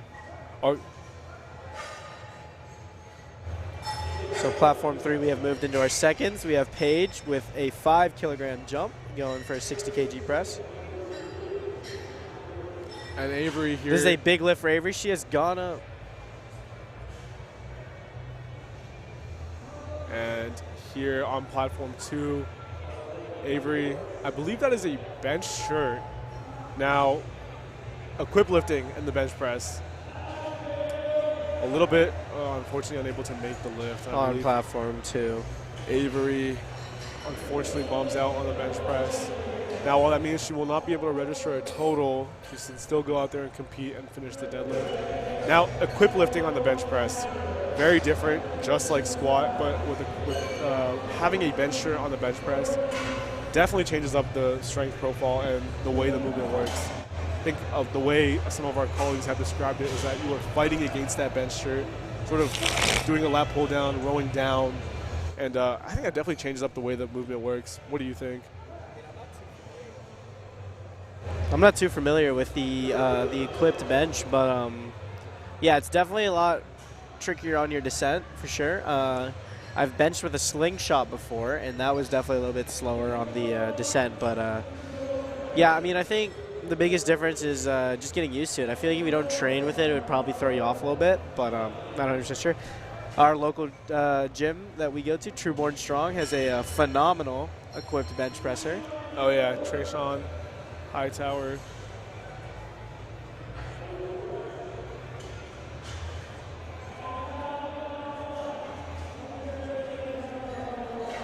All right. And yeah, so we saw that, you know, we discussed previously about how cutting weight and, you know, being unable to make weight can sometimes be discouraging. Correct, yeah. And that does qualify you as a guest lifter, as Kaiser mentioned previously. And we have some guest lifters here today. On platform 1, Annie Wong, she is a guest lifter, but however, just because you're a guest lifter does not mean your day is done. Is gone. You know, at the end of the day, even though it might not count for a total, it's still personal records that you were there to hit. Yeah. So I think it's very commendable, especially. It definitely sucks. It's definitely hard on you, but One way to look at it is, I mean, there's no stress on you anymore. You can just go out there and have a day. Exactly. You know, enjoy it. You're probably not going to be as conservative unless your coach or handler wants you to, and you can really stretch out your thirds. You know, you can go for those PRs, go for a little bit heavier totals. But yeah, I think a lot of people don't understand. Like, a lot of these lifters have like been preparing for this weight cut for like a couple weeks. Yeah. So when you miss weight, it's detrimental. Good grind on platform 2 by Nat, our KC lifter. Great grab by the spotters. And as a reminder, you know, the way qualifications work for Collegiate Nationals is that you have to qualify at a meet and hit the qualifying total at that weight class. So typically a lot of our lifters, especially as you go up in the weight classes, they'll be sitting at a much higher weight, cutting down into it. I think in general the rule of thumb is you want to be a little bit heavier than your weight class just so you know you filled out and have that room to spare. But yeah, weight cutting is no joke. It's no joke. I think as a heavier lifter, because of the percentage of the weight, you can afford to cut down a couple of kilos. But as a lighter lifter, that's a bigger chunk of your weight. Yeah. So it's not going to really help you feel good.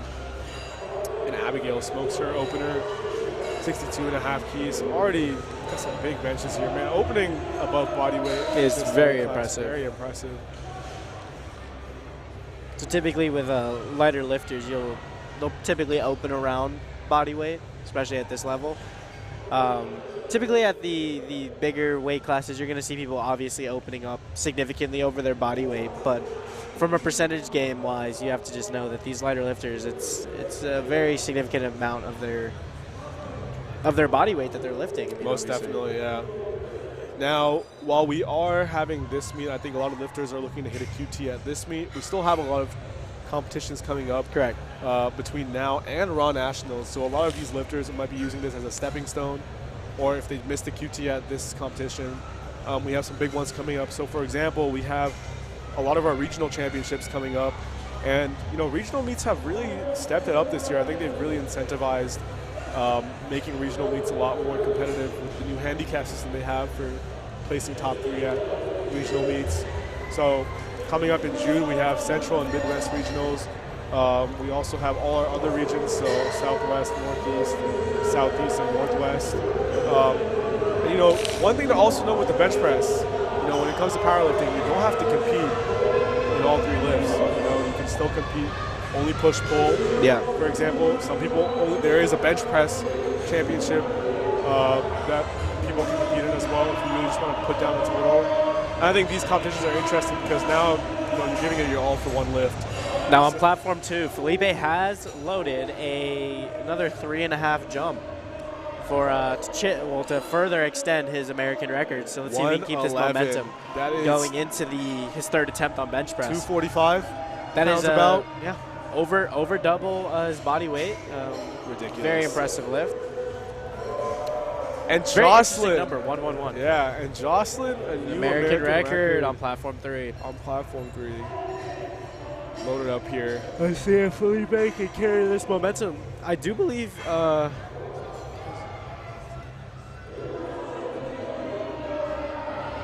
and we have Felipe here pressing 111. very smooth. Let's see what the judges say. Phenomenal lift on platform 2 by Felipe. And he stands up on that bench proud. That record is his. Amazing bench press performance there by Felipe. Going 3 for 3 on the bench as well, executing with a national Further record. extending his total. So we have moved on to seconds on platform 1. And platform 3 is also on thirds. Great bench there by Elise. And Mackenzie also hitting a good lift. Here, heading into our 2nd attempts on platform 1. Platform 1, a bit of our longer flights here. So they're taking their time to get through. And now flight size also definitely does matter when it comes to competing. It might just seem like a logistical thing, but I think the size of the flight definitely impacts how you coordinate your warm-ups in the warm-up room. As a handler, I think having a shorter flight does complicate things for your athlete. You know, it's hard to time out exactly when you should do your warm-ups, and I think it goes both ways. Sometimes too long of a wait time can sort of make you cool down. And I think there's a lot of sort of fine-tuning and optimization that goes there, especially. Yeah, it's definitely overlooked. Time between lifts can vary on meet day, for sure. For sure. If you're in a smaller flight, you could lift very fast. And another thing is your attempt selection also does impact when you go. You could open extremely heavy, and then you could hit your lift. And if everybody else just goes for a heavier second than you, you could lift pretty much right after your Exactly. That was a good point, Kaiser. So I'm sure as all of you have seen so far, the way the order works for lifting is based on the bar weight. So, you know, based on your openers, there might be a different order than your second attempts because it's all based on how the bar is loaded progressively. And as Kaiser said, you could find yourself with a very short turnaround if you see that, you know, you have to retake your opener. So these are things that lifters have to consider when it comes to when they're lifting during the schedule. For sure, for sure. And a lot of lifters also, typically maybe in training, if you take longer breaks in between each lift, on meet day it'll be a shock when you have to hit your next lift in under X amount of time. So, you know, or it could be different. You could go pretty quickly in between your warm-ups and your top sets. You can go boom, boom, boom. And typically that could also impact how you lift on meet day if you're not used to taking shorter or longer breaks. And it's been some great lifts here on Platform 1. Everyone so far has pretty much successfully hit their second bench attempts. And we have our thirds loaded in as well. We have May going for 57.5 keys here. And Haley also hitting the second 47.5. I think she had missed it prior.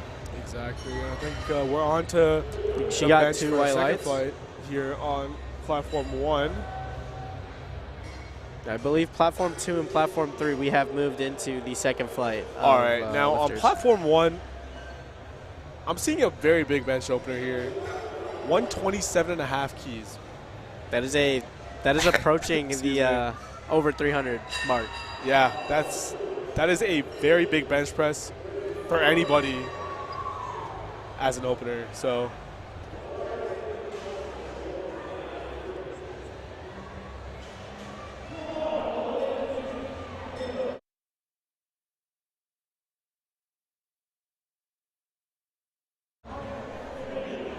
yeah, we are 87.5 on Platform 2 by Trinity.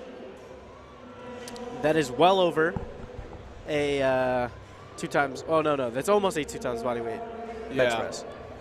Man, it's actually ridiculous to see these bench presses because, like, for example, with Sam, who will be attempting his 127 kilo bench at the end of the flight, that's a very big number to hit. Like, I'd say even as like an 82.5 kilo lifter as an opener, that's very impressive. So I think, again, just a testament to the level of strength we're seeing here today. We're seeing a lot of assisted unracks with the center spotter. Yeah, for sure. Not a lot of self unracks. Again, shout out to the center spotters. It's not an easy job. You know, you have something to be responsible for, and I think Arshea with a grind on Platform 3. Oh. So the bar has started going down. So typically when the bar starts going down, these spotters will take it. So on the first downward motion, the spotters are grabbing on the bench press. Typically, if the bar is like still, they will let you keep on pressing. So don't just stop if the bar is stopped. You never know when that will budge. We have Amy here. Perfect attempt selection for a second. Good grind there. And you will see here, folks, a lot of our athletes, you see this white powder on their back and on the bench. That is chalk. That is literally chalk. So if you're familiar with rock climbing, for example, this actually helps increase the friction that you have between whatever you're holding. So as we saw in the squat, a lot of lifters chalked up their back, maybe even chalked up their hands just to get a better grip on the bar. Same thing here with the bench press, especially as Kaiser mentioned, pushing with your legs. You don't want your back to slip at all. So, you know, lifters, it's all about variables. You want to control what you can, and everyone here is taking advantage of the rules that they have. So, for sure, especially with these very nice USAPL TSSS racks, you will not be slipping as much. And here we see the lights. Oh, we got some light effects going on. And Kendra smokes her second there at 62.5. We're on to thirds here on Platform 3 as well. And Platform 1, our openers are pushing into that 200+ pound territory, only up from here. And you know, I think another thing with these national level meets is that you got to learn how to focus on, especially when you have four platforms going on at once. There's a lot of noise surrounding you. So Correct. you know, lifters here will have to be especially aware of commands coming from their judges. That's true. And not other judges. I know, for example, at Raw Nationals, a lot of lifters experienced or got confused with On the start command. coming from other platforms. But you know, the onus is on you as a lifter. So another thing that lifters have to keep in mind, and again with the bench press, like you can get dialed in, but it's really hard if you just start zoning out and you know, sort of drowning out the noise. They gotta listen for every sort of command. So, Annie there with a very smooth. As you're hitting on her, she is one of the guest lifters here today, so she's still hitting PRs though. Exactly, yeah. Love to see it. Yeah. Yeah, I mean, you technically can just not lift, but you know, very So- commendable for those who miss weight or Yeah. don't end up bombing out on one of the. You know, you worked very hard lifts. to get here, so there's really no point. There's no point. in wasting that prep. Correct. And you're still on a national stage. Enjoy being on the national Exactly. stage. You know, How many people can say that? in it's college?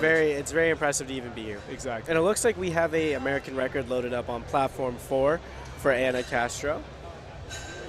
62.5 keys there, and 67.5 keys on platform 3 for Olivia, going for her third.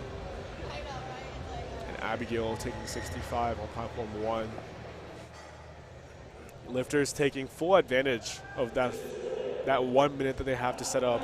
Really no rush. I mean, 1 minute seems like a very short amount of time, but You'll definitely see it on the on these American record attempts. yeah. You know, take your time, everything dialed in. especially because these American records tend to be towards the end of the flight. So by taking this extra time, they're also giving all the other lifters additional time. So when you take a little bit more time to hit your next lift, you're not only helping yourself, but you could be helping other lifters by giving them That's a little correct. bit more of a break.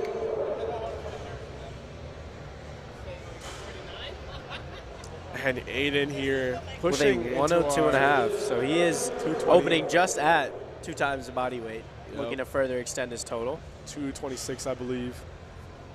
Big 225, 2-plate bench. For those at home, that's Yeah. the big one, the 2 plates. Big milestone there. Very easy for an opener on platform 2 for Aiden. And Jenna, one of our higher arch lifters, 70 keys. Oh, unable to get that Looks press. like she may have jumped the start a little bit. Maybe. Couldn't tell. But either way, great attempt. That was a 5-kilo jump. 3 whites for Stephanie on our last bench. Now, the thing with that wider grip, you know, while you might have a reduction in the range of motion, does come at the sacrifice of that power you can That's get off your strength. chest. You know, Correct. your chest is so stretched out and tensed up. Keeping that lighter touch is very difficult, which is why you'll see some of our lifters taking a closer grip. It might be harder at lockout, but they can get off that chest. Again, For it's sure. what works with you. I mean, I'm sure everybody watching can relate who lifts.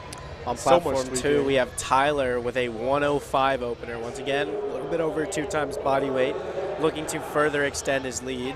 Now, Tyler had the squatter of our last. Looks of like our he had last jumped event. the start. He's looked like he hit the rack. May have hit the rack there. Still gets the press command. Still completes the lift. Let's see what the judges say.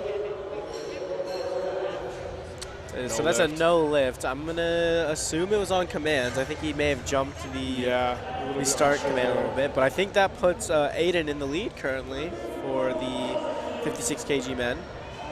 Tyler, you know, very impressive squat, but still benching out here near the end of his flight. Definitely up there with the big dogs. Now Austin, 115 is. I do not believe this is a record, but this is a big bench, regardless. And we have Anjali here with with the 67.5 key bench as well for her second. Big benches all around.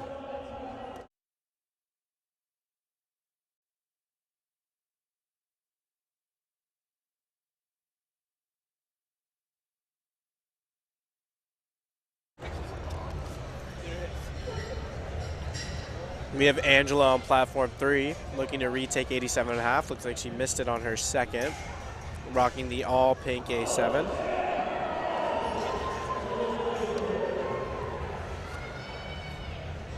It looks like we're still hitting openers on platform 2. We are in the double body weight range still. Consistently, we have 115 for challenge. Looks like Angela's going on platform 3. Very smooth. Let's see what the judges say. 3 white lights on platform 3.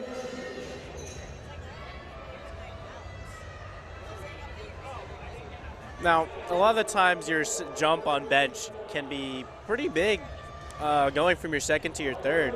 Correct. But a lot of the times, bench is a finicky one. The second may look very fast, and then your third attempt will just, it can staple you. Again, just like squat and deadlift, there's execution, how mentally dialed in you are, just the synergy between your body, everything really matters.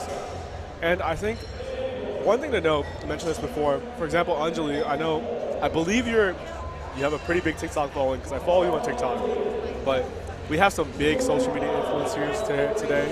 And I think especially for our generation, for individuals who are collegiate lifters, it's really cool to see people post their training vids or, you know, gatekeep their training as well, which come competition day could really get into some people's heads. So We have a how much more they have to very tuck in. speedy opener for Samuel. That bench shirt is just, I think it just changes the lift entirely. Casey smokes her third attempt there.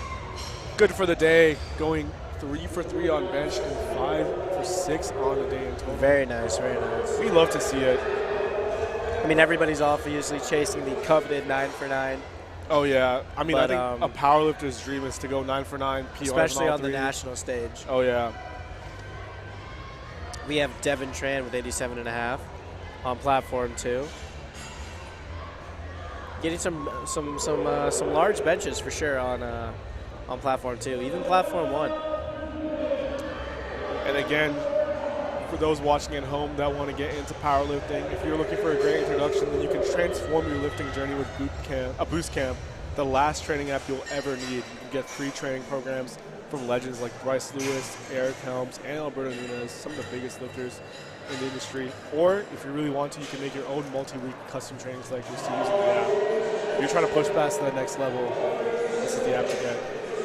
And I mean, bench press programming, I think just to get into the details, it's so variable depending on the lifter. I mean, some people just respond very well to high frequency, lower intensity, sometimes the opposite. I know there are some lifters who just do heavy singles 3-4 times a week, and that's all they need, whereas a lot of us will need more volume. I think with lighter lifters, as you mentioned, probably a lot more volume because they can handle it Correct. really well. Yeah, especially with bench, there's a lot of ways to train the bench press. I mean, you can do dumbbell movements, you can do... Oh, we have a American record attempt by Anna Castro on platform 4 at 64 kilos. For those just tuning in, if you're wondering why Kaiser seems unsurprised, it's because this is probably what, his 100th time saying it today? New American record, yeah. Yeah. We are having some phenomenal lifters today. I think almost every other lift past the seconds, we've been seeing American We've records. been seeing some big records. Alejandro here. Alejandro with a very, very nice 90 kilo second. That's 200 pounds. So Anna is currently getting ready for the bench press. So for a heavy bench press, what's your main approach when you're going for that third attempt or that all-time PR bench press? Right.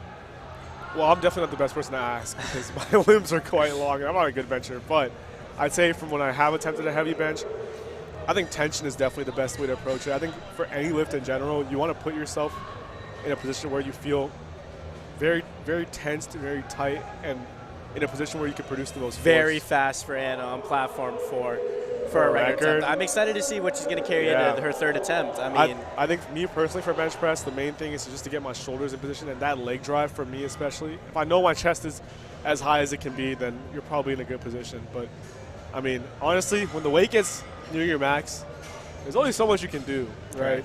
So yeah, that's another big thing about the bench. A lot of people always think of the bench press as like a chest movement, but in my opinion, I think the most important part of a bench is your feet placement and being able to replicate where your feet are. Because if your feet are not properly placed, I feel like the bench press is going to be a rough one for you. Agreed. And we have the crowd getting riled up here. Very amped up.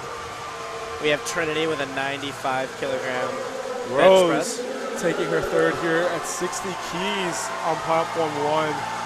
Got some noise. Oh, the Raging Cajuns. We got LSU, another massive contingent here. Opening at 97.5. Very speedy. very fluid too for an equipped lifter. Yeah.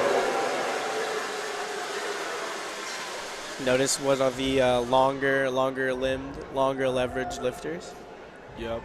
Very close, narrow grip on platform 1, but oh, let's see if she can get through very nice it. grind. Oh, Unable good to. catch. Right there at the sticking point, unfortunately. And Rudy taking 100 here as an equipped lifter. With a 100 kilogram opener on platform 3. We have Lily Falcone on platform 4 with a 72.5 kilo second attempt, looking to further extend her lead after her American record on squat. Anastasia getting ready here for a 60 key third attempt. Let's see if she can continue her streak on bench and try to secure a third here. Unable to secure a third on squat. Another pink A7 singlet wear. Very popular singlet. I'm a fan of the A7 Shout out singlet. to A7 again, because they honestly have probably the most colorways available. I in their agree. products. They Unique got colorways. You think of a good color, you think of a color that you like, they probably have it. I've seen pink, like electric green. You see like the darker shades too. Purple. I mean, yeah. I personally, as you said before, you want to look good, to feel good, and then play good. I mean, I think introducing more colorways and designs into powerlifting really does add to the showmanship and make it more of a positive experience here to watch. And Jordan here getting ready to bench 102.5 keys from UGA. As a Georgia Tech student, I'm a little conflicted here, but we're putting those differences aside. They got to represent for the home state. So Jordan getting ready here in the Inzer singlet. Yeah, from what I recall, he has a phenomenal bench press. Oh, yeah. Amy unable to. I mean, that is the coveted near 220 bench press right there for Jordan on platform 2, or 225 bench press.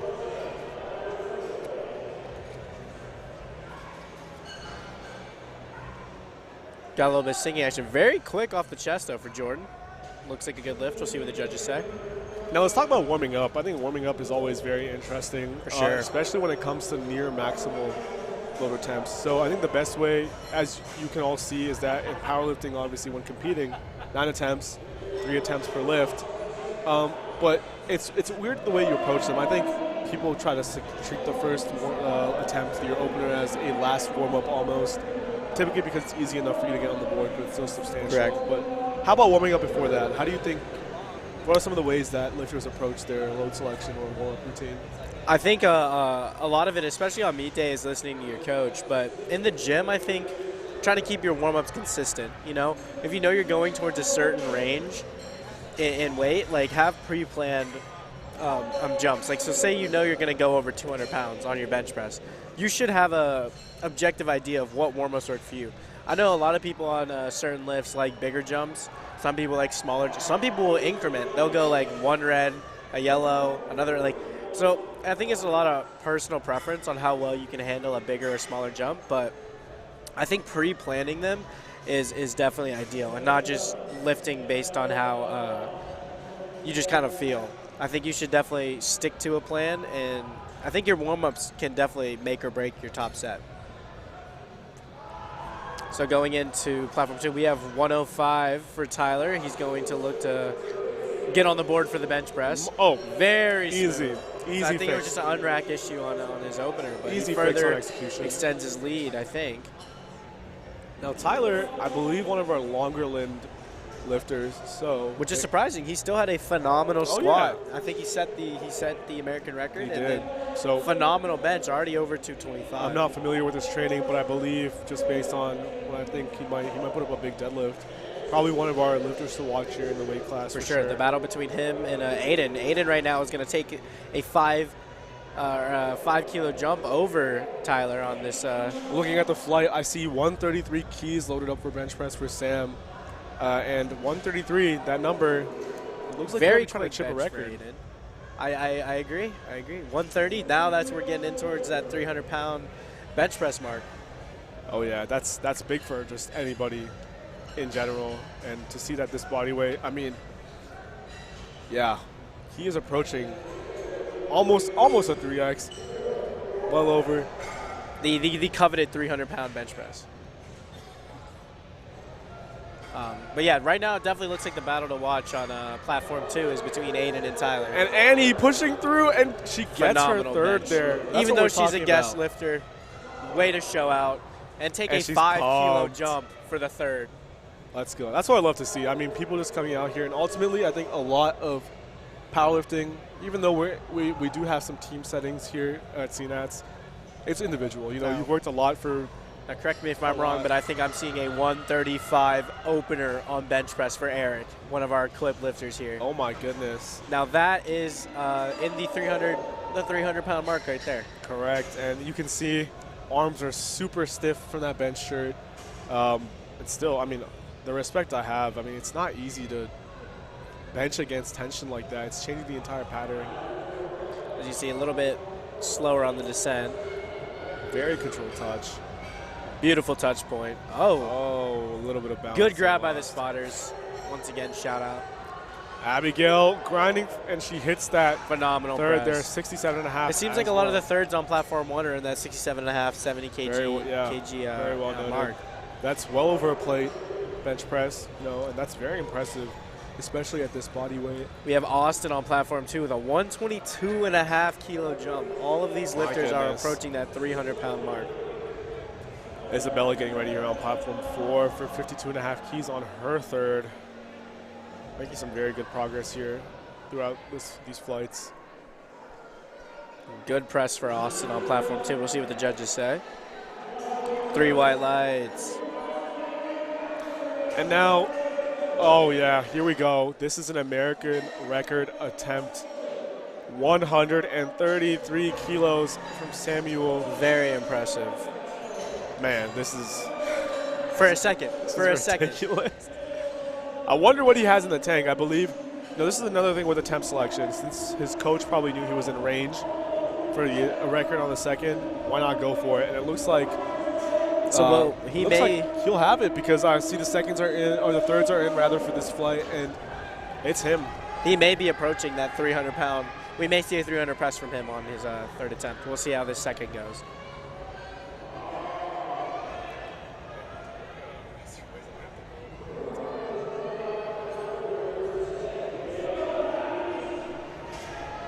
Samuel gearing up for that second attempt bench press for a new American record at 133.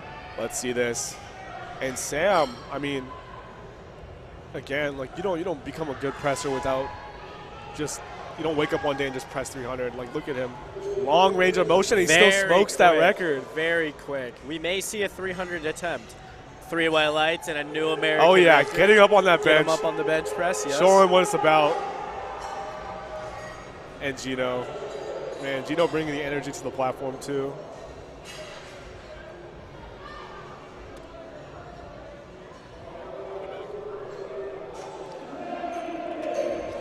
Alrighty, so we are basically on thirds for platforms 1, 2, and 4. We're taking seconds on platform 3. Big press by Abigail on platform 1. Looks good for 70 kg for Abigail. Let's see what the judges say for platform 1. Oh, no lift. Phenomenal attempt. Kevin with 90 kg on platform 2.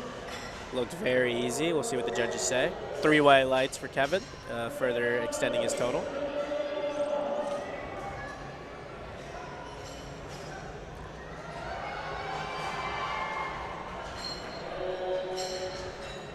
So currently we are moving into, I think it looks like we're moving into the second flight for platform 1.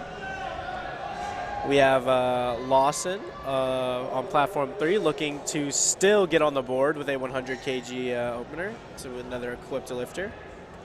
He needs this to stay in the running and keep his total alive.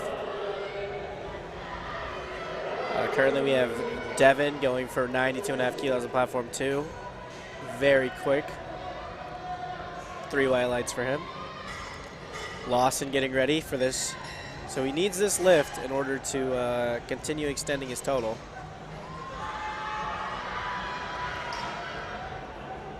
Moved relatively well off his chest. Good grind eye lockout for Lawson. Let's see what the judges say on platform 3. And one white light, but no lift nonetheless. Currently still on thirds for platform 2. We have Alejandro going for 95 kg.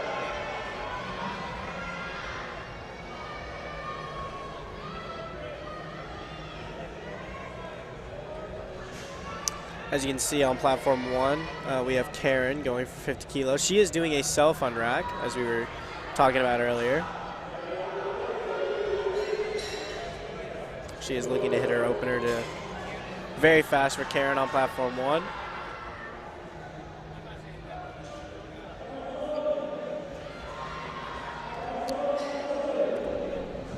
All right, and we have another record attempt here. On platform 4, it looks like, for Anna. She is looking to further extend her previous record of 64 kilos on her second attempt. Exactly.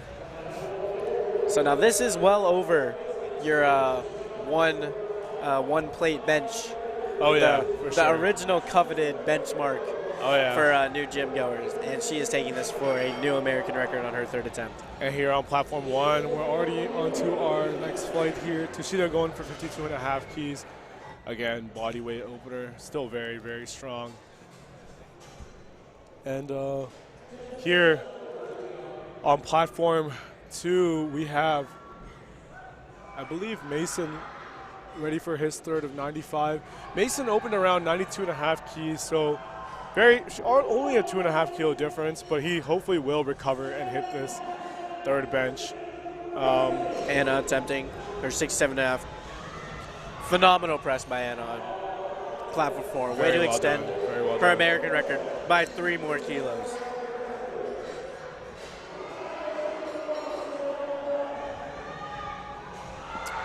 Then once again, as you see, Mason did not hit his third, but he still did hit his opener, so he is still in the running. As we can see, Katrina going for her third attempt at 72.5 kilos on platform 4. Now, once again, as you can see, all of our spotters and loaders wearing the very nice A7 spotting and loading shirts. So once again, shout out to the sponsor, A7. As you can see, a lot of the athletes themselves are repping A7 singlets or A7 wrist wraps, as you can see.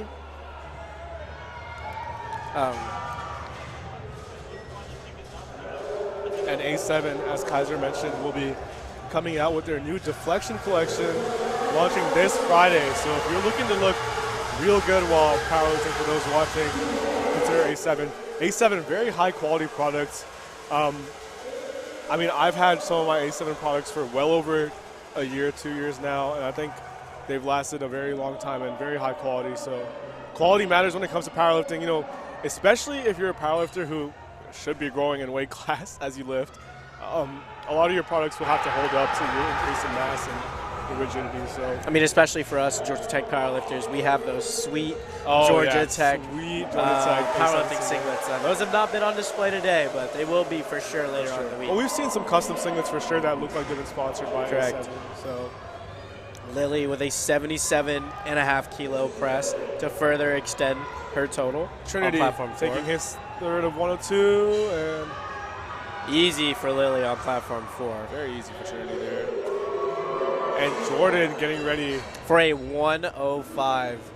2.5 key Kilo jump. bench So press on again, platform with the 3. bench, smaller jumps. But just because it's a small jump and might not add to your total doesn't mean you shouldn't take it, right? Those kilos can definitely help you in the long run. Exactly, especially there have been plenty of meets to won off of 2.5 kilos. for sure. So as we head into this meet, you'll see a lot of these lifters are currently very close when it comes to their subtotal, which is their bench and squat totals combined. And this is very important because it can sort of give you a projection onto how the meet might go for the rest of them. But as it goes in powerlifting, if you got to pull, Projected totals don't mean much. Projected totals don't mean. You will see. And a lot of grind for lifters. Jordan on platform 2. No lift. Good grab by the spotters. As some of you might have heard before in the powerlifting community, some of our lifters like to pull for the win. They have a pull on them, for and sure. they have a pull on them. And Especially with these lighter lifters, you will see some phenomenal pulls. These deadlifts will make up a significant chunk of their total. And, yeah, I would not be surprised if I see some high 300s, 400s. We may see a few 500-pound deadlifts. Maybe. Tyler coming back out here for 110. A lot of Midland lifters here on platform 3 and 4. And Madeline here opening at 62.5 keys. So now we have Tyler on platform 2, going up 5 kilos with a 110-pound attempt. Looking to further extend his total. We're breaking into the 200 kilos subtotal. Exactly, yeah. A lot of our totals here on platform 2, very large. I see Samuel has loaded up 137 keys. That is a 300-pound bench press. I believe so, and that's a 4-kilo jump from his previous record attempt. Which he smoked, looking to further extend that American record. Exactly. So we have Tyler gearing up on platform 2 for his 3rd attempt. First attempt, I think he was hitting the rack a little bit, but nonetheless, he smoked his 2nd attempt. Very quick press for Tyler on platform 2. So I think that will bring him to 200 kilos, 201 kilos. So we have broken the 200 kilo mark.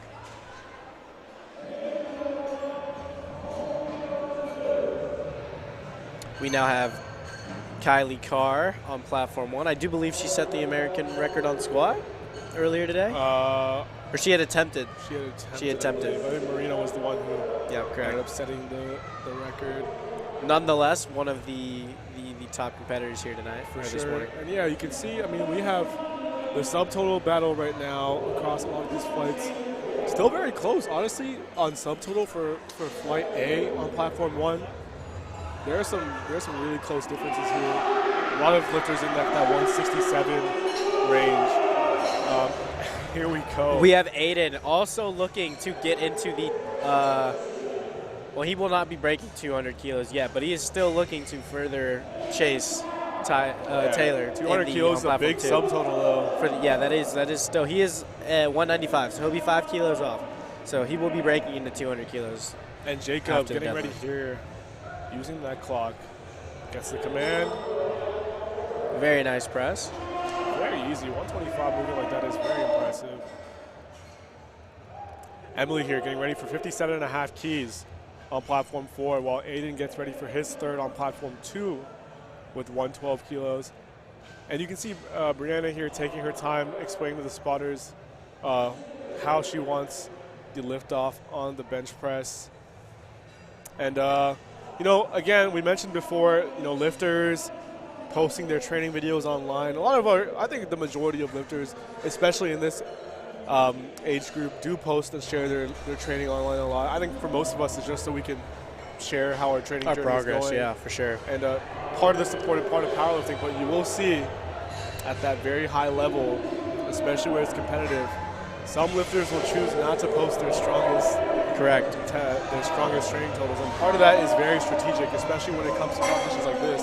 They don't want to let the opposition know what's in the bag for the day. So I don't really know today how that's going to play out, but there's possible some of these handlers are playing around things that they don't really know. So definitely a mental battle here for some of these. For sure. On platform 3, we have Corey still looking for his first press of the night to keep him in the meet and to further extend his total of 200 keys.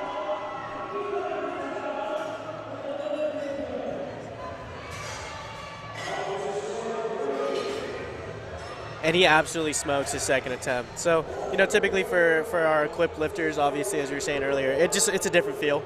So, if they miss an opener, it's not too detrimental, as you see Corey just smoked his 2nd. But yeah, so with the equipped lifting, it's definitely a little bit more stiff. A little bit, you got to hit that sweet spot for sure.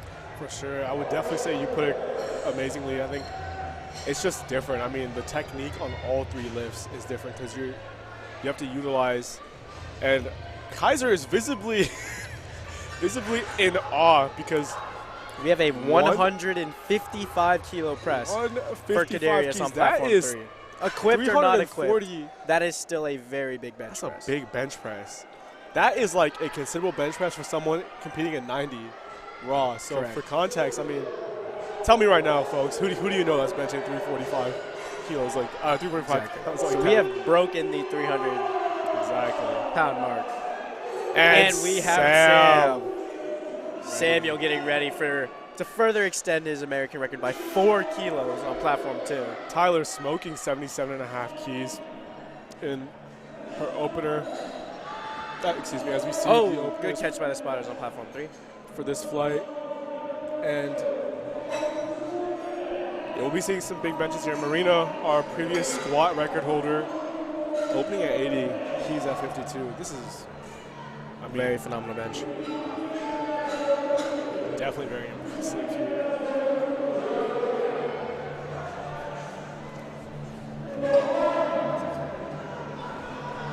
And yeah, you can see, I mean, the rack heights, especially on bench, they're going to go up and down a lot because, again, Arm length. How if Width, you want it, how width, wide you if hold you it. want more of a pressing motion versus just like a pull forward there. And Gino getting the crowd into it. Sam getting ready for that further extension of his previous American record. Make some noise. This is a very impressive bench press for a 56 kilo lifter. And Lawson needing this last bench to stay in the competition here on platform 3. Let's see if he can hit it. Oh, and he hits it Yes. quite easy. Let's see what the judges say regarding the lift. 3 white lights. He And is he's still in. in. All right, Sam. Sam getting ready to take this 303-pound press, I believe. 137. Very easy. Breaking his own Phenomenal record. lift. Breaking his own record by 4 kilos. And Sam, And it still had more in the tank. calm and collected. Phenomenal lift. Phenomenal lift. So it looks like we're Amazing still job. working on openers on platform 1. We have Riley with a 85 kilo opener. And on platform 2, based on what we've seen so far, Looks like we are going to get ready to move to the deadlifts. yep, so we will have a short intermission right now. And taking a look at subtotals on platform 2 for this flight. You know, everything's starting to fall into place right now. We have multiple lifters in the high 200s right now. Tyler with a 300 kilo subtotal, 306. Phenomenal. As again, we've seen, like, he hit that squat, still was competitive on bench. We've seen, and I'm seeing a very big deadlift here from Tyler, 242 and a half. For those of you back home, that is over that's approaching a 500-pound deadlift. You know, I think Kaiser and I would consider ourselves good deadlifters, and I don't think I've opened at 242 and a half kilos. I would not. So this is ridiculous. But then again, these are national level lifters here. Oh yeah, This is, especially as you were saying earlier, this is where lighter lifters definitely strut their for sure. stuff. Emily here taking 52 and a half keys for her second, and we have platform 3 is making good progress here. Looks 107. like platform 4 finally shift to the second flight, so we're working on openers down there. Bit of a longer flight here. Karen getting ready for 52 and a half keys for her second attempt.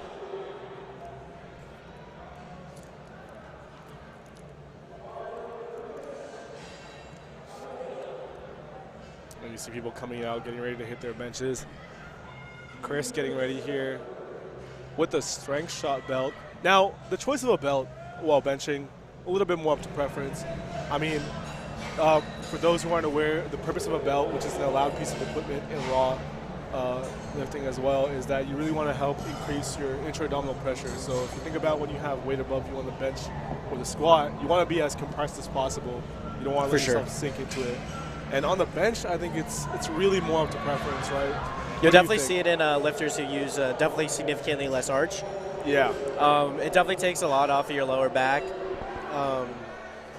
When you do decide to utilize the belt, it just keeps tension, as you're saying, like a big factor in having a really good bench press is how well you can keep tension and how well you can drive yourself back. Exactly, yeah. Tushita here with 57.5 keys, taking a 5-kilo jump. And as you can hear, there's an LSU lifter about to lift. It gets crowd, yeah. Exactly. For platform 3, the Raging Cajuns definitely know how to throw down. Oh yeah, big school, big show out. I mean, and very strong lifters. The winner of the 90 kg class last year, I believe, from LSU. Austin with a big press for the Raging Cajuns. You can hear the crowd erupt. Let's see what the judges think on that. That's 3 white lights. 3 whites there. Yeah, LSU has a very big contingent here. I mean, they're sending out lifters who are placing top 3, top 5 in so many weight classes. They also know how to show out for their lifters. Oh yeah, I mean, this is bright and early, and they are loud, and they are. For sure. They're making sure you know that LSU's here at the meet. Talk about community for sure. Alice walking out for 62.5 keys. Another 5-kilo jump here. Still taking a break on platform 2. And platform 3 is approaching its end. We only have a couple of lifters left as we wrap up thirds here. So they should be moving on to deadlift soon. And a good fight there. Let's see what the judges say. I don't believe there was up and down motion. Maybe hard to tell from this angle. And that will be white light. Which his coach or handler can, in fact, challenge that. So we may see it get overturned. And I believe in this competition, the judges are directly seated to the side here for the side refs. And the center judge obviously is aligned to the center. Now, you have to give a shout out to these judges because it's very hard to get these calls right in the heat of the moment in competition when there's so much happening around you. And that's why they're national level referees, because they know how to make these calls. I think it's been very fair so far today. The judging has been good. No long pauses really on bench. Depth calls have been very fair. Very fair. Some great officiating so far from our very generous referees today. This is why we have 3 judges. You know, some angles can only show you so much. So it's good to see that these side judges as well are contributing. Especially for us at home, it's very hard to tell. We're not in those critical positions for the squat and the bench to see depth and whatnot, downward motion. So the judges are qualified. So they know what they're talking about. So if they make a bad call, everybody's human. But very good officiating so far today. For sure. Looks like we're still working on openers on platform 4. We have Dennis coming up with 102.5. Margaret here with 65 kilos loaded on the bar, walking out. And while people have definitely shown so far this session that they are a little bit more specialized for one lift than the other, I think everyone's been doing a really good job so far of staying competitive. I mean, at the end of the day, as powerlifters, obviously there are going to be certain lifts that we are more leveraged for and probably better at, but still, working on those weak points, being able to stay competitive, that's still very impressive regardless. And I think you can see it with how close the subtotals are. Squat and bench are going to come down almost easily. But again, as we move into deadlifts, that gap might widen. Yeah, I think we're definitely getting ready to see some phenomenal deadlifts for sure. And Dennis here getting ready, taking his time on that bench. It looks like Dennis... Not really sure what happened on that. Timed out. Oh, yeah, there you go. So if you do wait too long, you will get a no lift for timing out. It's not... That time limit is there for a reason. And Madeline does not hit her second, unfortunately, 67.5. On platform 3, we have Rudy going for a 10-kilo jump for his third attempt of 120 on the bench press. Another equipped lifter here today. Again, attempt selection is always very interesting. I think we'll see a lot of lifters here might go for an opener that's probably a little higher than what they would consider a last warm-up, just to secure a total number and make those jumps smaller. As you can see here, for example, Kaylee taking 67.5 keys for her second, only 2.5 above her first. So low-risk scenario, one would say, since if she misses this worst case, which we hope she doesn't. Yeah, I mean, additionally, we're looking at deadlifts is where coaching and handling also is a really big deal. Because especially for some of our lifters who are looking to place or even win their weight classes is what we're going to start seeing. Exactly. Some people going for the win is you can change your third. So a lot of people maybe will try to put up a big third attempt deadlift just for show, just to get the other competitors have to maybe go for something they're not as comfortable as going for, and then say you only need like 2.5 kilos to win, and you are 10 kilos over, you can drop back down. Exactly. On your third attempt. So this is a lot where strategy comes into play for those looking to place. Annie smoking 67.5 there. Very 5 kilo smooth. jump. Florida lifter. Another UTSA lifter here. Man, I think in powerlifting in general, you'll see the biggest states when it comes to involvement. Texas comes to mind. Very big showing from Texas in a lot of the colleges here. Louisiana as well. I think a lot of that can be contributed to how they have high school powerlifting federations. Like, you're wondering why lifters are coming into college as first and second years with near 400 dots. It's because they've been lifting since high school. Correct. I think that really does help push the Big sport. attempt on platform 3 for Eric. Still looking for his first bench press of the morning. This will keep him in it. 135 is right at a little under 300 pounds, but he needs to hit this if he wants to stay in the show and further extend his total. So let's go, Eric. Eric here. Come on, let's get on the board. Good Yup. press. Wait for your commands. Yes. Let's see what the judges say. He may have gone back a little early, but the lift was definitely there on show. And he has 3 white lights. Let's go. Eric is still Love in to it. see it. Still fighting. Still on the board. Exactly. It doesn't matter if you hit it on your first try or your third attempt. As Getting long on as the you board. get on the board, that's what matters. And So you get that total. we have Keeping Corey that. coming up for 142.5 on platform 3. And Katie here taking 77.5. Another 2.5 kilo jump. A lot of smaller jumpers on platform 1. It looks like a lot of people opened up pretty heavy. Either pretty heavy or they're just playing it safe. They're playing it safe, yeah. We don't really know, but Trying to either get a way, feel for the other lifters. Now 2.5 kilos isn't a lot. Good catch by the spotters on platform 5 3. pounds might not seem like a lot as a number, but when you're near that top end, Correct. every pound matters. And for those back home, although it looks like it's only 2.5, 5 pounds in the good old freedom units. That is a 5 pound increase every time. 5 pound. I mean, that So can add up. that can add up. You got to consider As everything that comes those with back that. home know, when you go for a PR, those 2.5 chips feel like a ton. Yeah. And you know, again, Kaiser mentioned this earlier, but especially with the bench press, I mean, I think all these lifters here can put up a lot of weight on the bench if they don't follow comp standard, but the real difficulty is training to that standard day in and day out. So you can see it here. I mean, the execution has been nearly perfect for a lot of these lifters. A lot of these calls are just mainly on strength, so it's good to see that. Tyler walking out, 82.5 kilos here in the A&M singlet. Kadarius going for that 155 bench again to further extend his total. And The press looks good. press Let's see what the does judges look say on good. platform 3. Once again, that is a 340-pound bench press. Yes. 3 white lights for Kadarius. Way to extend his total. So kind of touching back on what we're talking about, yeah, a lot of coaches you'll see will program long pauses on your bench. So it'll be like maybe a 3 count or 2 count, just so you can get used to when you go to a competition, you're not thrown off by those longer pauses. You never know, because sometimes when you think you're pausing it, it's not actually motionless. So just as a reminder for the rules, the bar has to be completely motionless when you're at that pause, and that judge will not give you the press command until it's stopped moving. So especially if you're a sinker, I don't think we've seen many sinkers today on the bench, but looks like we got to sink all the way. Yep.